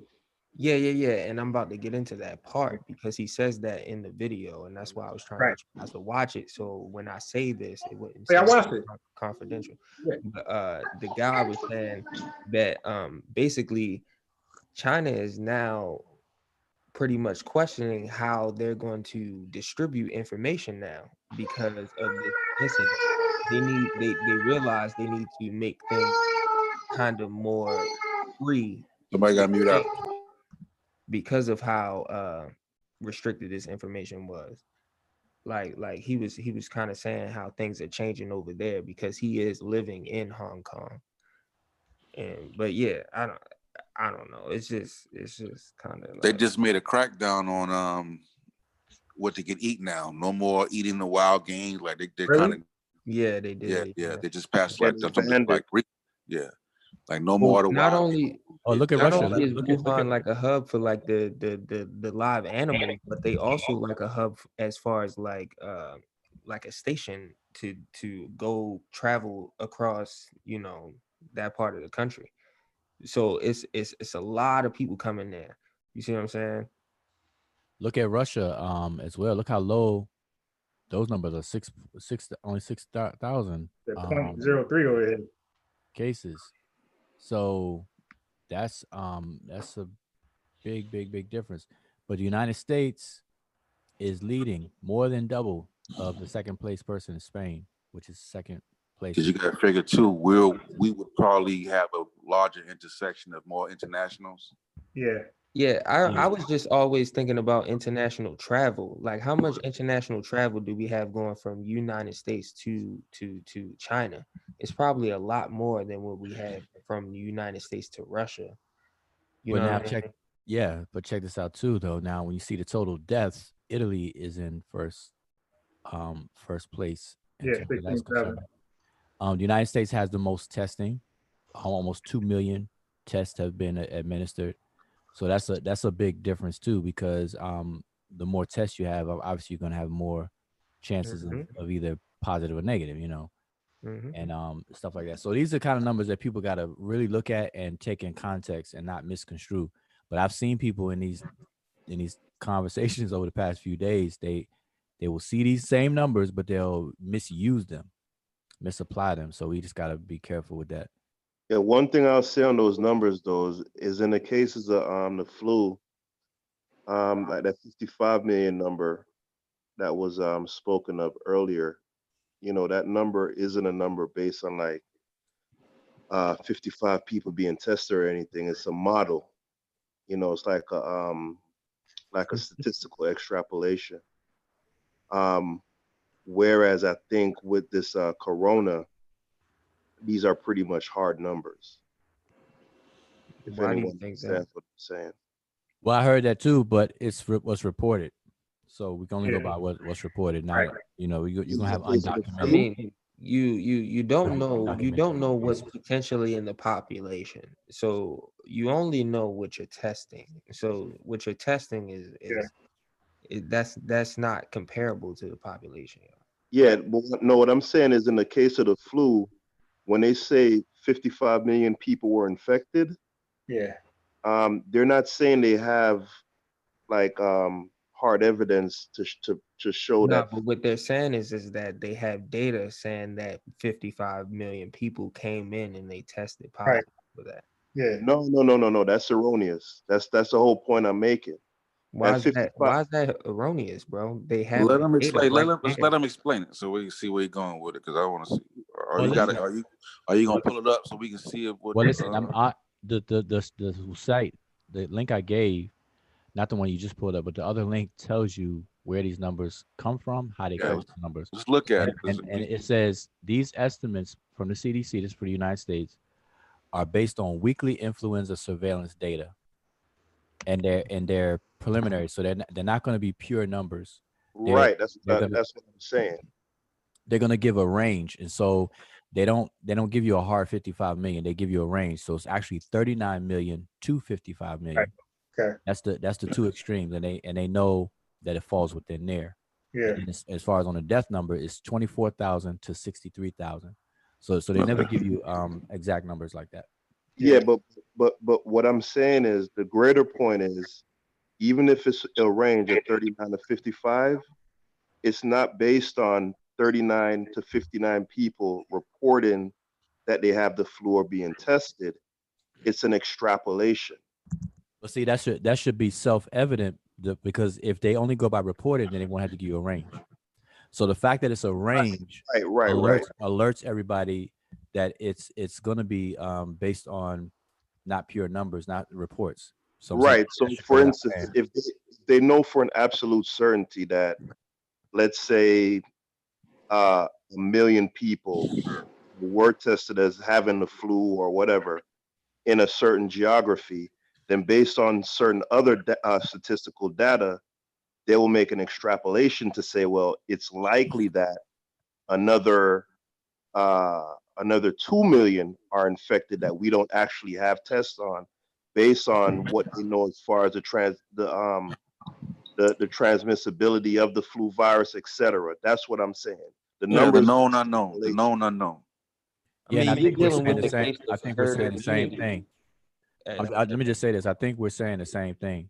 Yeah. And but I was just putting it that to everybody else that should be self-evident because that's why they give ranges. This is why a lot of these statistics, when you see a range, that is 99% the case.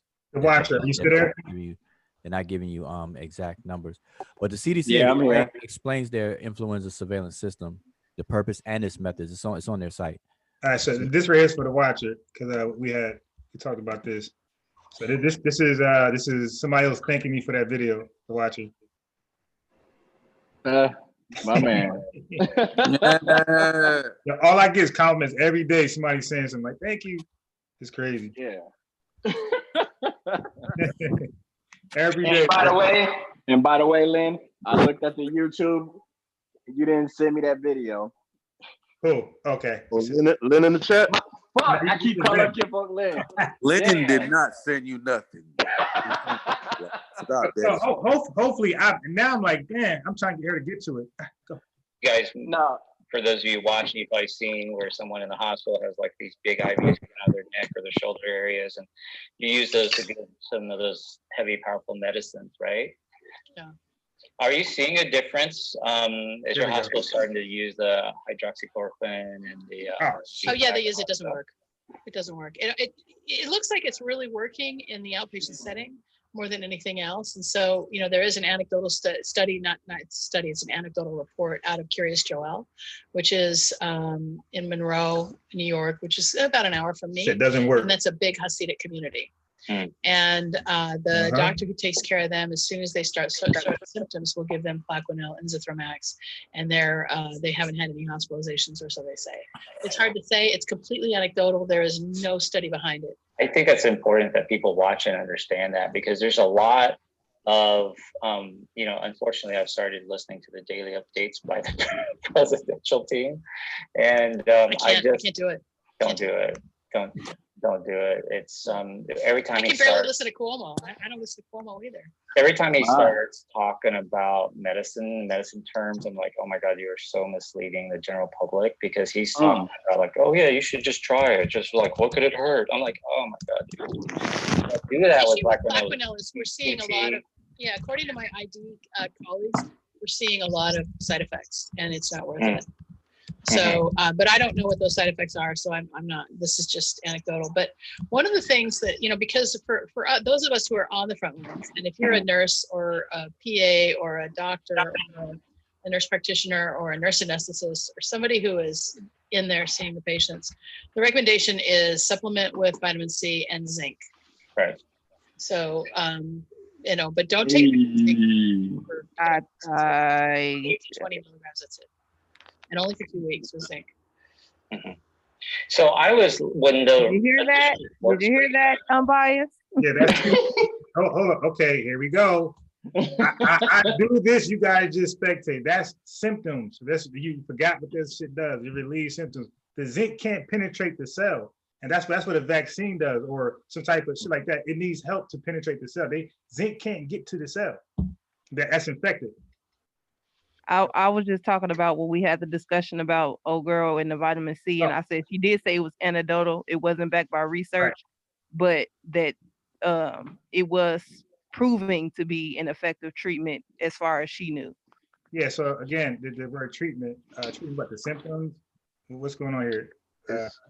Therapeutic. It's right. It's therapeutic. Yeah. So that's people coming in with all type of ailments and shit. So it like a lot of stuff could treat the symptoms. So when it goes to echinacea and elderberry, that's the wrong thing to take when they say you test positive, because it helps with the cytokine explosion, because it sends cytokines to the inflammation area, which kills your own cells off. So they say that's the worst thing to take is elderberry, echinacea once you test positive.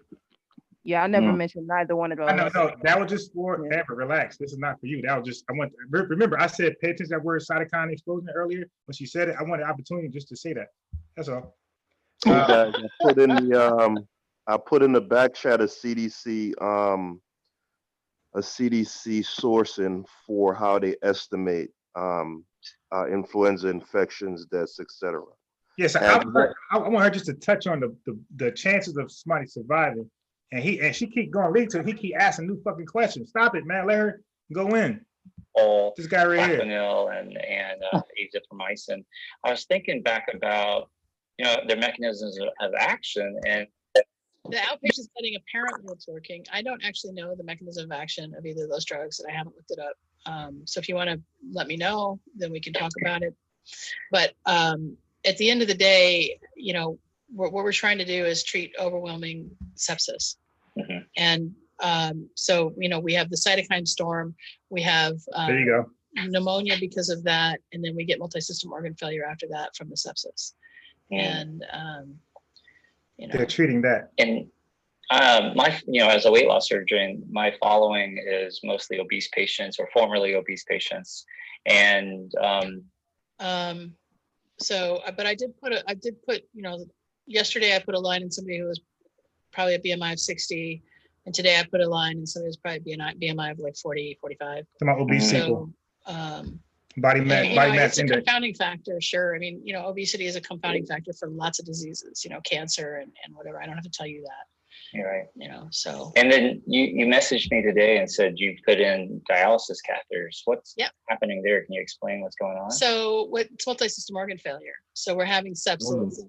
And because of my renal colleagues are saying is because of the the cytokine storm, it's affecting all the organs. We're seeing cardiac damage from this. We're seeing renal damage from this. And we haven't, I mean, all the patients I put dialysis catheters in last week died. Wow. So, There you go. Wow. Damn. I mean, All it's really, Listen, this is a virus that needs to be respected. And even, I mean, right now it has a 4.6% mortality rate overall. Worldwide. You know, and listen. time is going to tell. Time is going to tell, you know, and at the end of this, when we are able to reform our medical system and burn down the middle managers who have taken all, you know, we need, I mean, I don't know if anyone saw the Z-Dog manifesto. It's an 8-minute thing. Oh yeah, Z-Dog record too. Look him up, Z-Dog. But, you know, at the end of the day, we've got a broken system in America, and it's showing. And there is an expectation that doctors are going to just volunteer their time for this. Yeah, I saw your post about that, and I absolutely agree with you. You know, okay. I'm sorry. I mean, you know, I if there's no PPE, I'm not going to the hospital. I won't. And if that means I have to resign my privileges, that's fine. But at the end of the day, why should my family lose their mother, their wife, because of, you know, a hospital system? You bring up actually a really good point, because that is the concern for a lot of other healthcare providers. That's the last one. The ER, it's goggles and hats and gowns. that is freaking crazy. In a country where you have one individual who has a freaking net worth of like 150 billion fucking dollars. Yeah. So I just want to say what I was trying to get her to say. Who knows where it's at in the video, but she was saying everybody she basically saying they all died. You know, everybody who came in that. Who she's speaking of, unbiased, that people who are diabetic? Well, he did mention some obese people. That's what people with the BMI of 40, 35. These guys like 45. Yeah, you said they all die. Regarding what subset of people? What subset you? I think. Well, no, he was just saying that he studied those people. Like that was his line of work. But I think he was talking about the dialysis catheter. So, and I think that's what kidney is. That kidney failure? Yeah, that's for kidney. Yeah, I think she said all of the people that she gave those catheters to died. Man, let me see. That's what I'm seeing in the ER. My wife is a internist, and she's. Oh, she died. You can't tell. It really depends on how people feel about that, right? At the end of the day, there's a 100% mortality rate across the board.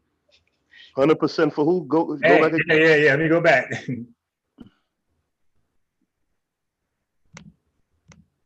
That's it. Mm-hmm. So there's I get a lot of questions about DNRs, and there's people talking about that now. That's a do not resuscitate order. Is that something? Here we go. How would that affect your management if someone had a DNR? Do you recommend people getting DNRs? Like, where do you stand on that? Well, I think it depends. I mean, you know, if you have a 50-year-old who somebody TMT, can you mute your microphone? The Mayweather, the money team. So if you have a young person, it really depends on how people feel about death, right? I mean, at the end of the day, there's a 100% mortality rate across the board. Okay. She's saying everybody eventually dies at some point. Okay. None of us are getting out alive, even. Right, exactly. So, you know, and we as a medical profession are vilified for, you know, mortality and morbidity and these sorts of things, right? But in this particular thing with a disease that we can't treat, if you know, you may want to do some advanced directives and decide that you don't want people pushing on your chest and breaking your ribs, and you know, you may want some ventilatory support, because at the end of the day, you know, there's a small possibility you can get up. I don't know what the stats are, but I don't know if it's more than 5% of the people who are vented are actually getting off. Some people do, but not that many. So I know it's probably pretty hard for you right now, since you're really in the middle of all of this, and like you said, you're going back to the hospital after we're done here. What would you say is a major lesson you've learned from this? I'm angry. I I think I was angry before as a healthcare professional. All right. Yeah. Hey, I wanted to tie up the point I was making earlier about how they estimate those influenza. Yeah. You sent the link you said? Yeah, it's in the back chat. My whole point for bringing that up is, I'm gonna share it so you can look at it. yeah, it's there in the chat. My whole point for bringing that up is in the comparison in comparing the morbidity between coronavirus Man, it's versus in Spanish, bro. huh? It's in Spanish. It ain't in no Spanish. Look. No, scroll down. Go to the one that I gave. The one I gave is the actual. Hey, yo, we're gonna need double X to translate the watcher. Hey, Wujan saying his link might be more explicative, better. All right, I got the wrong one. Hold on. Yeah. Either way, I just wanted to make this point real quick. Right? Wait, which one would you? It's the last one in the Zoom chat. Yeah, go back in the back chat and look at the one. Hey, Jawa, I can only say your name correctly when you're on the live. If you're gone, bro, I'll be butchering your name. Waju? Yeah. Yeah, you always fuck it up. Woo, ja, woo. That was it. That was it right there. Essay right there. Yeah, this is. Scroll up and see the title. Okay, that's not the one I gave. That must be the one that Haskell gave. Hold on. Nah, that ain't the one I gave him. Go back in the back chat, Bias. Yeah, that was. It's the last one. Yeah, that was yours, bro. Okay, hold up. Why does it look different than what I'm looking at? It's getting spooky. Now, mine says U.S. influenza surveillance system purpose and methods. Hold on, let me go back. Uh-oh. Yo, Steady funny as hell, man. He was going in. Okay, I'll tell you what. All right, let me give you this one right here. And you click this one. This is the one that will show you the actual numbers that I quoted from. And then I'll be able to click. So click that last one. I just put it in there. Yeah. I went on Seti's video. I said, Seti, come on my thing. Let me interview. Hell okay, yeah.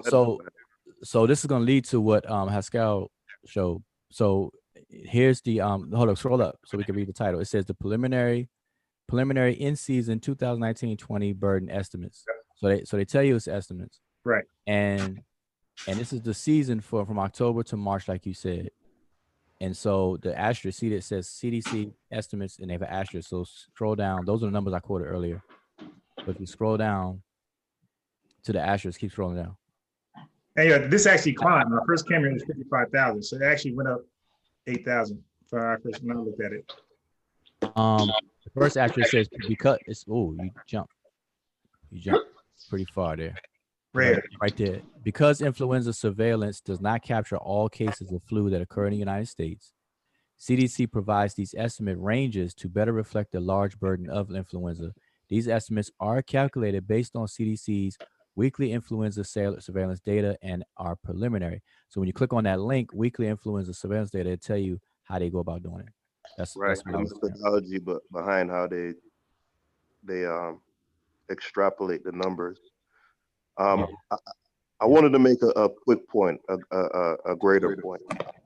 All right. So being that the flu numbers, they're extrapolated, they're not hard, right?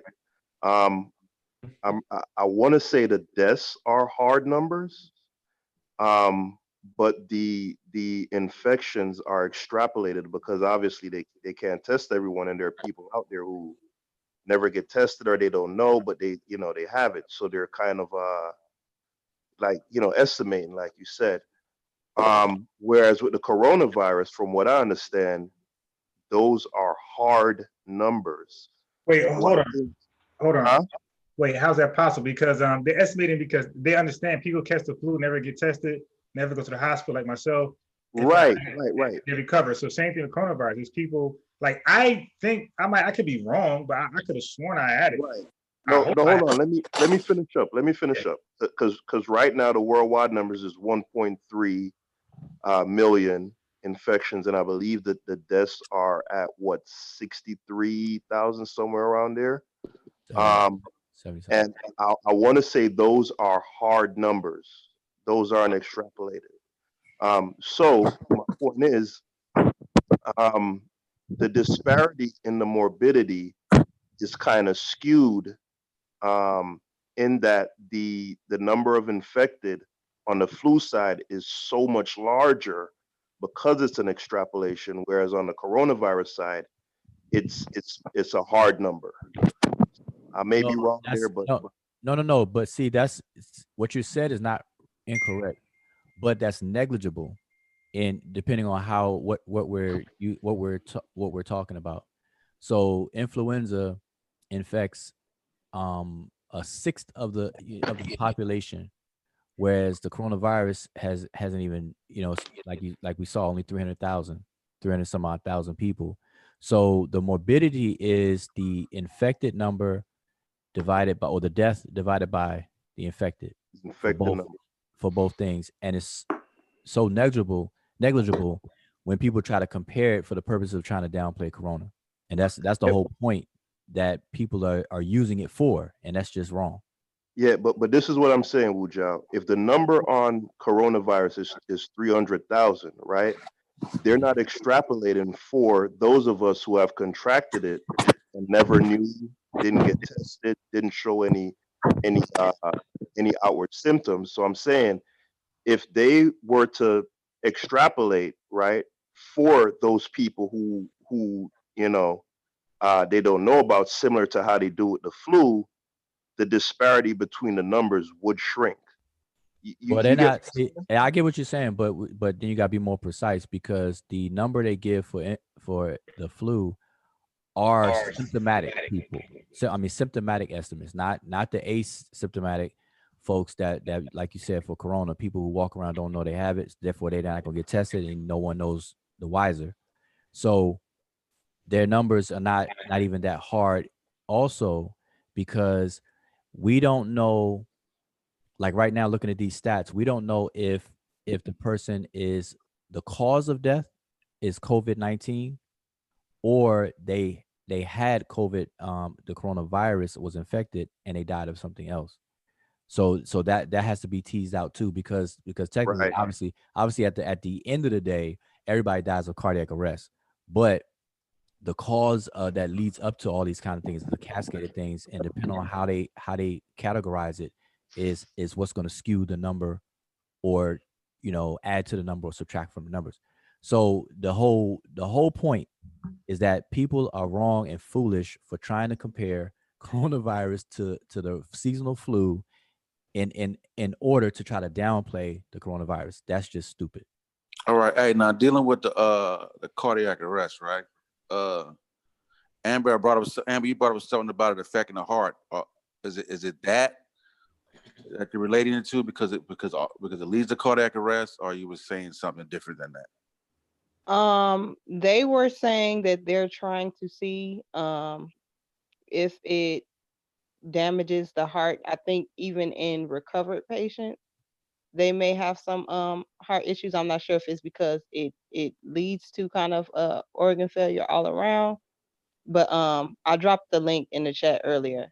So yeah, but I just want to clarify what I meant by cardiac arrest is that the death of people is by way of cardiac arrest. That's like the moment of death, and so you could have other causes, but the bottom line is cardiac arrest. Everybody dies of cardiac arrest. Yeah. That's like death, but we don't categorize all deaths as cardiac arrest deaths, because they categorize what leads up to the cardiac arrest in different categories. So people can die of blank, blank, blank, but it ultimately will be a cardiac arrest, which stopped them from being classified as being living or alive. Still beating you, you'll still be alive. Gotcha. Yeah, exactly. So that's all I meant. But now what Amber was saying, yeah, I read something about that.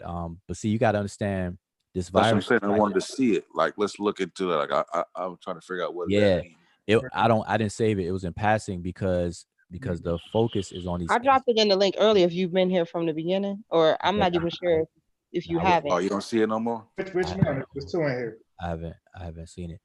But but look into ACE2 receptors and where they are in the body. Where they are in the body, because that's where the virus attaches to, these ACE2 receptors. That's what it's called, these protein spikes. That's what it connects to in order to invade the cells. And so that's what it's seeking out and attaching to. And it's prolific in the respiratory tract, upper and lower, the spleen, and the gut. And so that's what they're saying that this virus attacks. So I haven't heard too much about the heart itself, though. Now the heart can be affected because the kidneys are affected, as well. Because study finds COVID-19 can cause heart injury, even in people without underlying heart issues. According to research, the Chinese Center for Disease Control and Prevention, CCDC, the death rate for COVID-19 patients with heart disease was 10.5%. Experts say it's important for people with cardiovascular disease to be isolated from people with COVID-19 symptoms. COVID-19, the disease caused by the new corona SARS-CoV-2, has sickened hundreds of thousands and continues to kill large numbers of people worldwide. Primarily considered life-threatening for its effects on the lungs, a new study published this month in JAMA Cardiology finds COVID-19 can also cause heart injury, even in people without underlying heart issues. And it's a quote, we know that the cardiac injury risk is there, no matter if you had prior heart disease or not. So prior heart disease is a risk factor for higher mortality in these patients. Cardiac injury also is a risk factor, but this can happen to people who are free of heart disease. Dr. Mohammed Majid, MS, the study's lead author and an assistant professor of cardiology at McGovern Medical School of UT Health, told headline, end quote.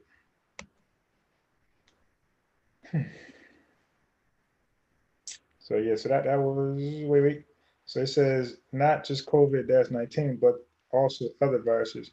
According to Matt Majid, not only COVID-19, but other respiratory illnesses like influenza and SARS can worsen existing cardiovascular disease and cause new heart problems in otherwise healthy people. He emphasizes that during most flu epidemics, most people die of heart problems than respiratory issues like pneumonia. He expects similar cardiac problems among severe COVID-19 cases. Quote, in my experience, I realized that more people actually die of heart disease rather than pneumonia. So that the study findings was not a surprise for me. That from China, that myocardial injuries are very much related to death in these patients, Majid said. According to research from the Chinese Center of Disease Control and Prevention, CCDC, the death rate for COVID-19 patients with heart disease in mainland China was 10.5% between December 30th and February 11th. It's been said with lots of viruses. In fact, we've most commonly seen it with Epstein-Barr. I just read about that. And we've seen it with influenza. So that's cytokine storm is going to be a major factor there, because it promotes inflammation, and that's what pressures, puts pressure on the cardiac, the heart, and everything. Interesting. Yeah. So that's, yep. So it says, so that's definitely not a new thing. The difference seems to be in the latter stages of this disease, said Dr. Brian Kolsky, interventional cardiologist with St. Joseph Hospital in Orange, California. COVID-19, quote, seems to be more of a respiratory picture first, and then at the later stages become more of a cardiac, he said. So it says how viruses may cause heart damage. There are many reasons viruses like the flu virus or SARS-CoV-2 can become deadly. There are three common reasons are co-infection with another germ, respiratory failure when the lungs are weakened by the disease, and a cytokine storm, okay, caused by an overwhelming immune system response to the infection. Right, so I got it. Cytokines are proteins that regulate a wide array of biological functions, okay? But is cytokine a goddamn virus because it's a protein? Cytokines are proteins that regulate a wide array of biological functions, one of them being inflammation and repair, said Dr. Ashesh Parikh, DOFACC, RPVIII, a cardiologist at Texas Health Presbyterian Hospital, Plano, and Texas Health Physicians Group. Quote, the inflammatory response of cytokines can lead to heart damage via the mechanism of heart failure, he said. Stop for a second. So this is important, right? You got people who are talking about boost your immune system, and they have to keep in mind by saying boost your immune system that your immune system can overreact. So if you boost your immune system and you create an environment where your cytokines are prolific all throughout your body, it's going to trigger inflammation, which is going to suffocate and put pressure on your organs and your capillaries, your blood vessels, and all those other kinds of things. And people don't understand that could be damaging. So people got to be careful about what they say to do this and do this and do that and a third. So we got to be mindful of all these things, because the immune system, especially for lethal pathogens, the immune system will destroy these what do you call them, T killer cells. Yeah. I forget whichever the whichever the leukocytes, whichever one. I think neutrophils. And don't quote me on that one, but neutrophils and T cells will actually kill healthy cells that are not infected. If it's surrounding infected ones, because they'll go berserk, because these cytokines will send these signals that will trigger these things to go crazy, and they'll go overload. So people gotta be careful by saying boost your immune system. And I pointed out about echinacea and elderberry. If you look that up, it says that it treats inflammation. It try to calm it down. And how it does that? It's in cytokines over there. You dig? So it's already too much cytokine, period. Then you just sent more over there drinking this stuff or taking these supplements. So, and that's why all the supplements say what? Consult a doctor if you're thinking about taking it. Not clear lungs. Yeah, that one too.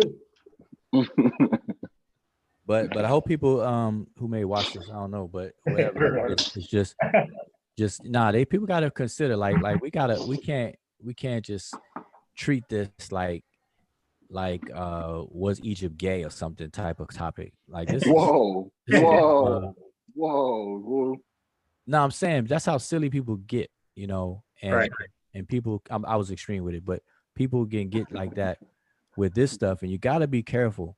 And that's why they have laws. Like that's why you got to have disclaimers. I'm not giving medical advice. You gotta say those kind of things. Even sometimes when we're sharing this information, because I don't profess to be MD doctor or nothing. I'm not giving nobody any medical advice ever. Right. You mean like, man, I'm telling you, when you go to the hospital, they putting the coronavirus in the vaccine. That type of information. Right. Come on.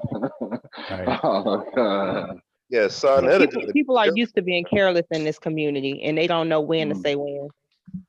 Oh, exactly. God Yes. damn. SANETER got to be careful, bro, because they surround and shut down. To watch, I got something that I didn't. It's private over here. I have not released it. Let me see. If you think Unc has something, nah, this is it right here, bro. Bro, you super petty, man. You king petty, cuz. That's right there. God damn. Got that thing. Private. You got it locked and loaded. Oh yeah. What's that? I missed it. the whole thing about clear lungs. Yeah. Oh, you got it.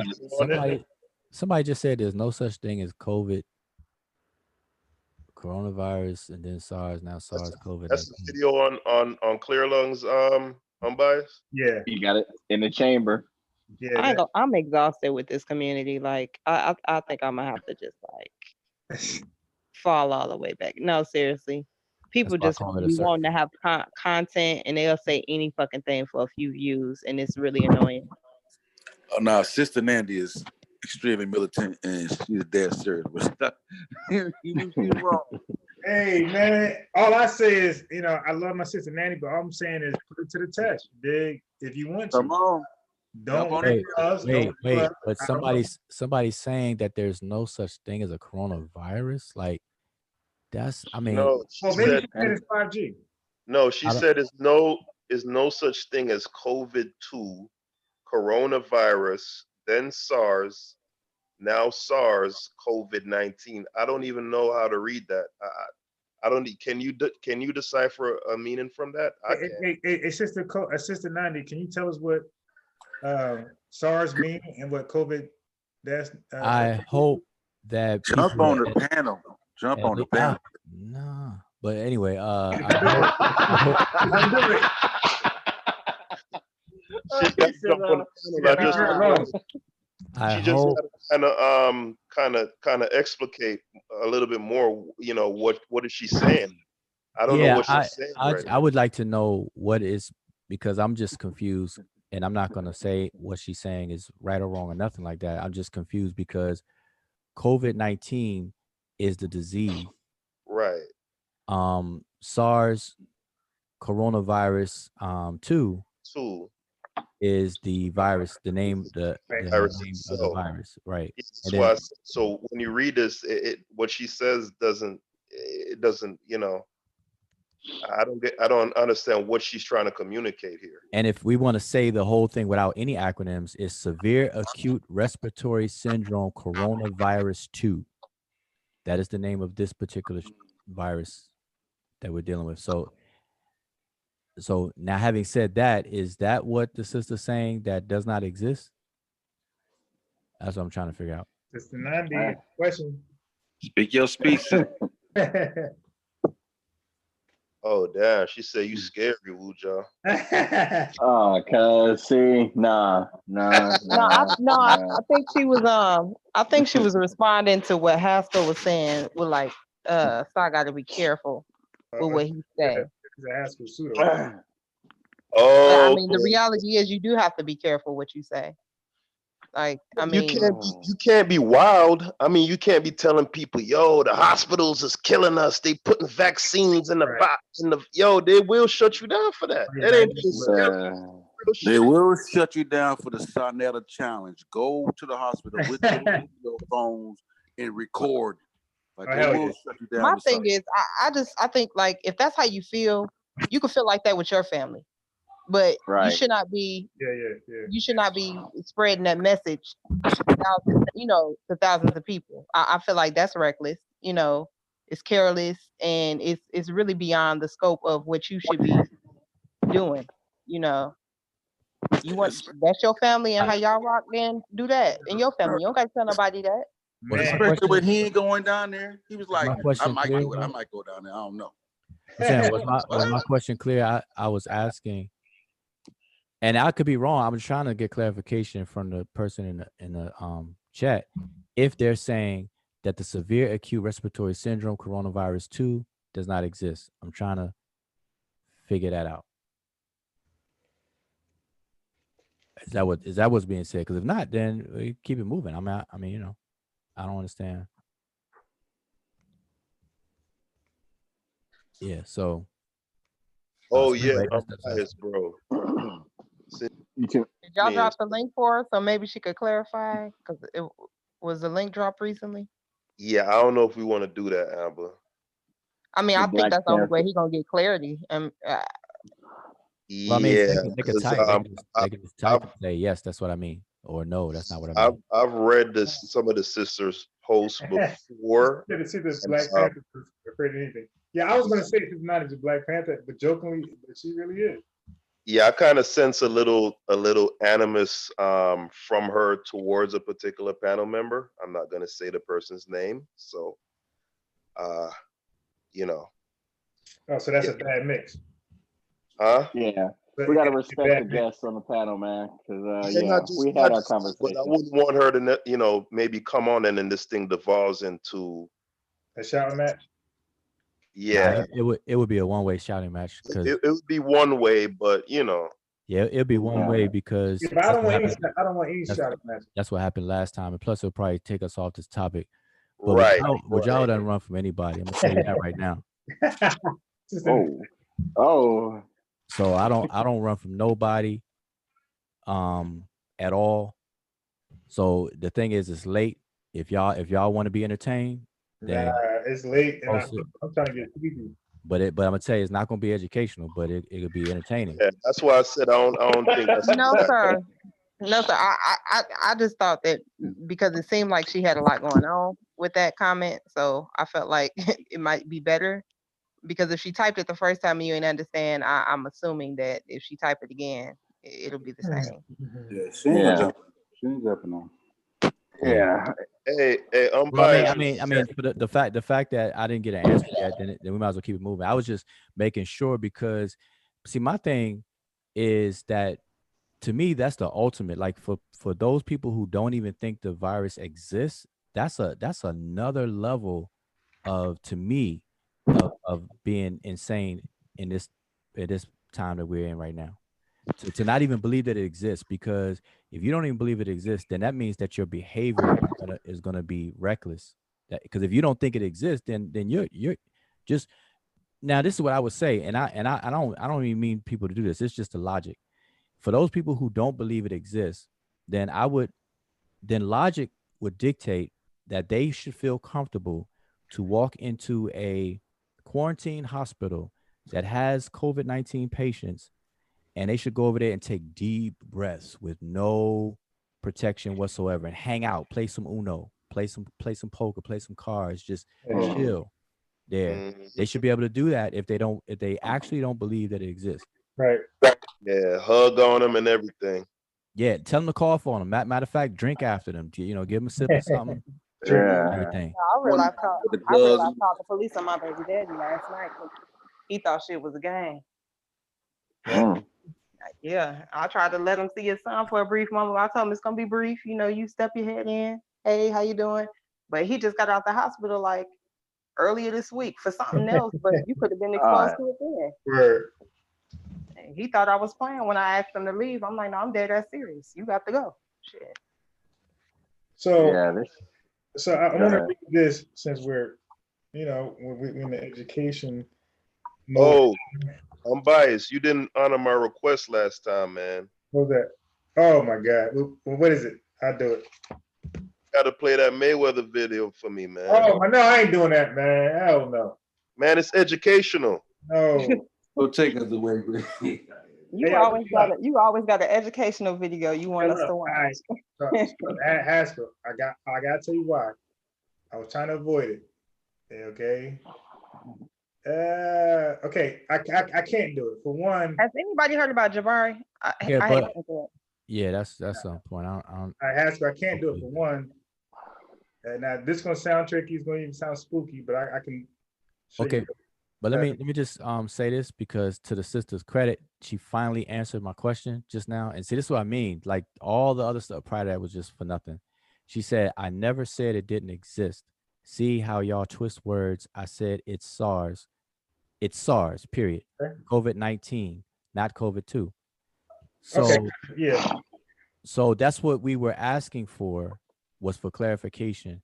And I said that if people don't believe it exists and whatnot, so everything should be all good, green light. Yes, Sister Nanny. We were just asking you to clear it up, sis. We wasn't saying that you were saying that it didn't exist. Haskell. Yeah, why you can't play that video? Because you a Mayweather fanboy? No, me and Mayweather has the same. We have the same sister, dude. How about that? The same sister. Yeah. So y'all brothers? Yeah, we got the same sister. I'm not related to him. We're both related to the same girl. What? Hey, Eskimo brothers. Dude. Okay. Okay. I got you. Had another lady on the side, and that's my sister. Mayweather and the person, and so he had a baby with Mayweather's mother. Oh, I got you. They're from the. I know you talk about Michigan, whatever. So they're half brothers and sisters, and you're half brothers and sisters. No, I'm just half sisters with Fanny. I'm not related to Mayweather at all. No, I'm saying so. Your sister, your half sister, is his half sister. Right. Y'all share a sister in common. Right. So that'd be weird if I like play a funny video, everybody laughing, and I talk to her, a lot. So that I don't think that would be it. Oh, okay. Got you. Yeah, Right on. That's funny. It's a conflict of interest. So you're protecting the pseudos, unbiased.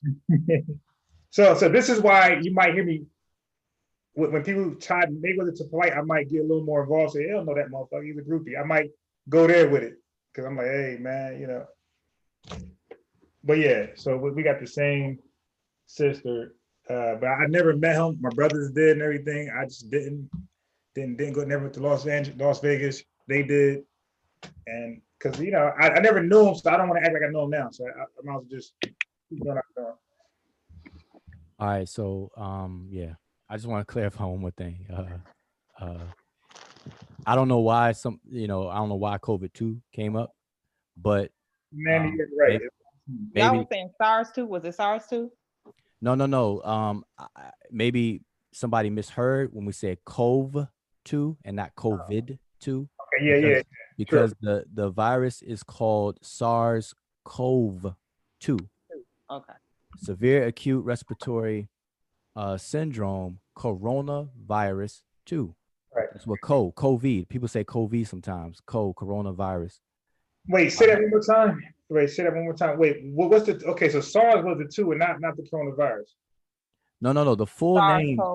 The full name is severe acute respiratory syndrome coronavirus 2. Right. Okay. But they abbreviate and just they say SARS-CoV-2. Yeah. Nobody ever said COVID. Abbreviation for coronavirus, right? No, COVID is the abbreviation for the disease. Right. No, I'm saying COV is the abbreviation for coronavirus. SARS-CoV. Coronavirus. Right. COVID. Yeah, exactly.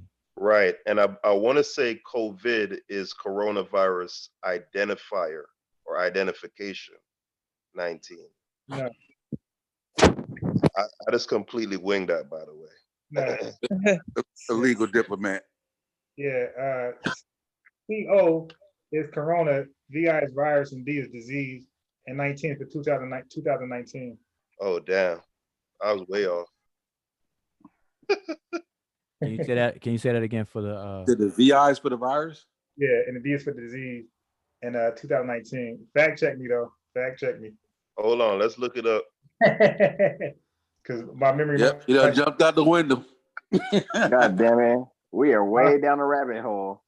We've been down here for a while. You might be wrong about the D, but everything else is accurate. I'll pass.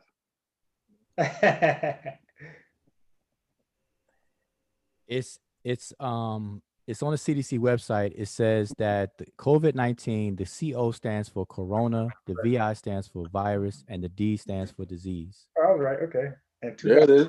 Ding, ding, ding, ding, ding. I was right. Yay! Tell him what he won. I got scared. They tell me that a sound bite. And before it was called 2019 nCoV, which was novel coronavirus, meaning it was new. Explain the novel. Oh yeah, I remember that. I remember the novel thing. I don't slip the novel up out of there. Yeah. Yeah, exactly. So, would y'all? Because I keep reading about this novel, that, and this book over here. Explain. And I don't know the novel thing. I haven't looked that up yet. Do you know what the novel means? It's new. It means new. Okay. Yeah. It means new. Okay. So they had nCoV. They called it nCoV. But see, she's still saying CoV-2 and coronavirus are two different things. No, the CO in CoV-2 stands for corona, V is for virus, and 2 is the number associated with it because it is very similar to SARS. SARS was not called 1 because there was no 2. Just like World War I was not called World War I while World War I was going on. Right. It wasn't called. It was just called the World War. Nah, they knew they were gonna do it again. They knew. Remix. That's just part one, nigga. You better believe we gonna come back again on that. Yeah, during World War I, it was just called the World War. You know, just like SARS coronavirus was just called SARS coronavirus. It wasn't called SARS-CoV-1. Consult your medical practitioner. Right. So, but anyway, I hope we are watching you says how we get better from it if we have since you know all this. Did you hear my response? Told him to consult his medical practitioner. Sister Nandy said, y'all truly believe what the white man tell you. This is from the white man tell you from the CDC full of crap. Right? No, we listen to the black man that also works at the CDC. How about that? Watch it. It's a sneak peek. No, but what's funny is when people say that, the fact that the acronym or word COV-2 even come out of their mouth is from the CDC also. Like all of these terms and things come out of there, but it's like we're damned if you do, damned if you don't. Like nobody would even know of a Corona. People think Corona was just a drink, just a beer. If it wasn't for Hey, don't you know that the Corona had to suspend their beer making? Like they put the shit on freeze because of the name. Shit been going down. But that should let you know how dense people are, because I never at no point thought the two were linked. Like people are just so dense. Yeah, coronavirus. Corona was like, "Yo, we're done." Yo, you want a Corona? Nick out my house. But now, hold up. Let me just say this. Hold up too. I hope people understand. I know everybody on the panel definitely know this, but it's for everybody in the chat too. That coronavirus is a family of viruses. Right. So I hope everybody understands it, because when people say that the coronavirus has been around, not this one. That's why they named it a specific name. How it looks. It has spikes around it, and that reminds. But I don't understand that. Well, to me, that just goes to show that when they say flu, they think that all flus are the same. Like, right, there you go too. Yeah, that's why they should just name them for the layman, like Corona Jeff, Corona Lacey. You know what I'm saying? So they'll understand that this Corona David right now. You know they don't want to. No, but they actually do. They call the influenza, the flus, by different names. It's just that us lay folks, we don't. Yeah, they got don't bother. Right, but you never hear people say flu been around. Now they coming with swine flu. Like, right? What are you talking about? You there, the watcher? I'm right here. Okay, this is the crown they're talking about. The spiky crown. Hold on. Let me get my shit open. Yeah. Uh-oh. Spiky crown right here. That's what the Corona looks like. Yeah, that's all they're saying. It has a crown looking like around his cat or whatever. Yeah, but the flu is a form of coronavirus. Like when it first came out, people were looking at their Lysol cans and stuff, and they saw the word coronavirus, and they're like, "Up, see, it's been out. It's not new." You know, that was the first wave. I actually had to explain that to my sister-in-law, because she was like, "Girl, you taking this serious? On the back of the Lysol can." I said, "It is a different strain of the virus. It's not the exact same thing." Like, exactly. Yeah. Now, speaking of strain, you know that even with this SARS-CoV-2, there are slight mutations that have already occurred to where they can track where it came from, like the ones that came directly from China, or the ones that came via Europe, or the ones that developed here in the United States. That's crazy. They're able to know. Hey man, China got to clean that shit up, man. They not had damn near 3 world extinction type events. You know what I'm saying? Actually, China, they on their shit. You see how fast they put up them hospitals and sterilize their streets? Yeah, but they let some shit get out that's just got. Yeah, maybe so. Maybe so. You might be right. Hey, is Haskell outside the door with the bouncers? Yeah, I'm here. I'm in here. Yeah. Oh, okay. Hey, but you know, I was looking at the I looked at the Waffle House today, where I thought the Waffle House was closed because there was nobody inside, nobody in the parking lot, and nobody inside, right? Yeah. And you know, like FEMA, for natural disaster, you know, they judge the significance, the severity of it. Like that's the litmus test. Like Waffle House. Are you saying Waffle House or Wash House? Waffle House. it's like the litmus test. They look. Wait, do y'all have Waffle Houses? Everybody heard of Waffle House? Yeah. In Arizona, yeah. But I thought they Yeah. couldn't. Okay. You can't go to a place where you can sit down and eat. They got to. I'm sorry. Yeah. Is it my guy? Shit. I'm trying to speak. Are you allowed to sit down and eat in a restaurant, or everything has to be to go? Everything got to be to go, but ain't even nobody in the parking lot. Ain't nobody at the counter. There's just two niggas inside with a Waffle House. You know what I'm saying? They're making themselves lunch and shit. Yeah. Oh my God. Oh shit. I can honestly say I never heard of a Waffle House until I moved south. Hey, would y'all look? They had one in southern Indiana, so I knew about it when I was young, but I didn't know how prevalent they were until I stayed in the South. Yeah, that's what FEMA uses to gauge like some of the natural disasters, see how bad it is. Like if Waffle House ain't pumping, they know shit's fucked up. All right. I ain't never ate inside. I done been in the parking lot, got numbers, hung out after the clubs and all that other shit, but I ain't never went inside and ate at the Waffle House. Yeah, how long you live down there? Man, when you get fucked up, shit, Waffle House be Waffle banging House is after great. the club. Yeah. Nah, man. Shit, I go to I don't do it anymore, but I used to get me like a whole bunch of 99-cent tacos and Jack in the Box. I was not fucking with the Waffle House. Ooh, and I hate Jack in the Box. Wait, did you say Jack in the Box? Man. Yeah, anybody? That's Cali. Yeah, That's but Cali this was right like there. 4 or 5 years ago. You know what I'm saying? Man, I despise Jack in the Box. Longer than that. I have not heard of a Jack in the Box since I was like Hello, elementary school. heard? Damn. Yeah, I hear you, bro. Okay. Damn. I just want to say this. I said I think Sosa, y'all both live in Georgia. Yeah. Okay. I live in Atlanta. So when I went down there to visit a couple years back, and I went to your Waffle House, man, I was so disappointed because I didn't know that's how they look and taste. Like up here, we got a Waffle House, but they are Belgian waffles. So when I went down there, I got that little ass fucking Eggo, my Eggo. I didn't even touch it. I was like, what? Oh yeah.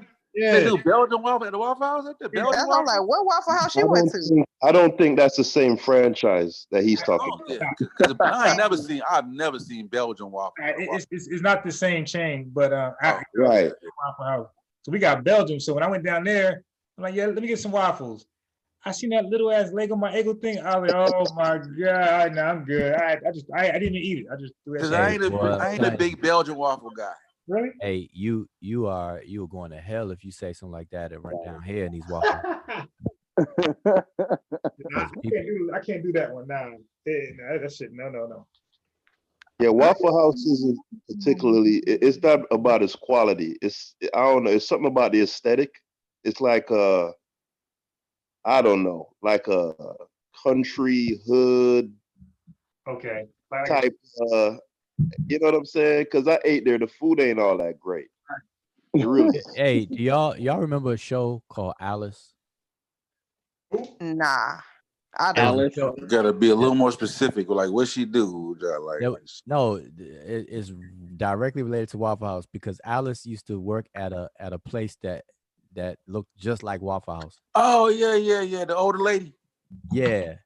It was like a spinoff. She was a spinoff, right? Or some spinoff from that. And it was another character that they used to say, "Kiss my grits." Kiss my grits. Yeah, I think that started up a spinoff. Yeah. I remember that.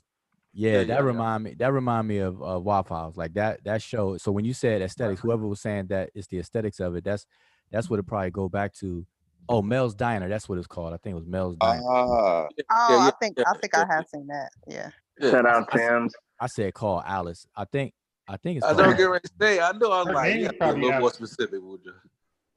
Yeah, probably Mel's Diner. Yeah, that show, because the Fonz or whatever. What's happening? Hey. Yeah, that kind of place is what Waffle House reminds people of. That one, that and Checkers and Sonic. All those kind of got that same kind of feel. Right. Yeah, but Waffle House ain't really like. They make all their money after the club. Yeah. Ain't nobody just going in that middle of the day to no fucking Waffle House. Now listen, they don't go in the middle of the day, but breakfast time, bro, you ain't finna get in there for breakfast. Yeah, people Like go. they, Yeah, they lock down during breakfast time, and then after like 12-1, it dies down. No IHOP. Yeah, we got IHOP out here. Yeah, I do IHOP sometimes. I don't know what. I mean, IHOP got a better menu, but for some reason, Waffle House is just like IHOP pancakes suck. Like I don't like that. Their pancakes just terrible. Damn, I'm a big IHOP fan. Yeah, I don't really. I used to like IHOP, but I feel like they fell off. Yo, they did. Them and Red Lobster. Then they changed their name. Red Lobster Ben fell off. Ooh. I was so disappointed, man. Like, Yeah, I like grew their up cheddar poor. biscuits. Yeah, but Yeah, they I grew did get cheap. And I've never liked they cheddar biscuits. Them motherfuckers is dry as hell to me. Dry as hell, ain't Good job, for you. Dry as hell, And I'm man. a bread person. I love bread, but I've never been able to mess with they biscuits. Yeah, When I grew up by the water. People saw you going to Red Lobster, they clown you like, "What? You going to Red Lobster? See what I'm saying?" Like, right. Yeah, everybody go to Papa Do's or some shit. Ain't no Papa Do's out here in Atlanta. Huddle House. Y'all heard of Huddle House? Yeah. Not out here. Ain't I no haven't Huddle. heard it. Yeah, there's a few of them. What type of food is that? What type of food is that? Offshoot Waffle House. Okay. Yeah, but they might have a couple little different things. Like you might get some fish, right? You get some fried fish at the Huddle House, something like that. Y'all got Slightly Denny's? different menu. Yeah, we had Denny's like in the Midwest real tough. Yeah, but they had died out. But that's like one over here from Nola's Talk. Maybe two here that I've seen. They had died off drastically. Yo, what kind of black food you buy out there, Sosa? Huh? What kind of like urban food you buy out there? Like, is they soul food spots? Urban. Yeah. Shit, there's tons of them. There's tons of soul food spots. Really good? Be honest. Y'all like Nana's? Yeah. Soul food spots good. They got, huh? Do y'all like Nana's? You ever been to Nana's in Conyers? Oh shit. No, I've been to Nana's out there. Oh, But like Hattie Marie's good. A little spot called Lickety Split's good. That's how you know somebody really been to Georgia for when they mention places like Conyers, because I know, right? Yeah. Because everybody, when people ask me where you from or whatever, everybody always say Atlanta because everybody knows Atlanta.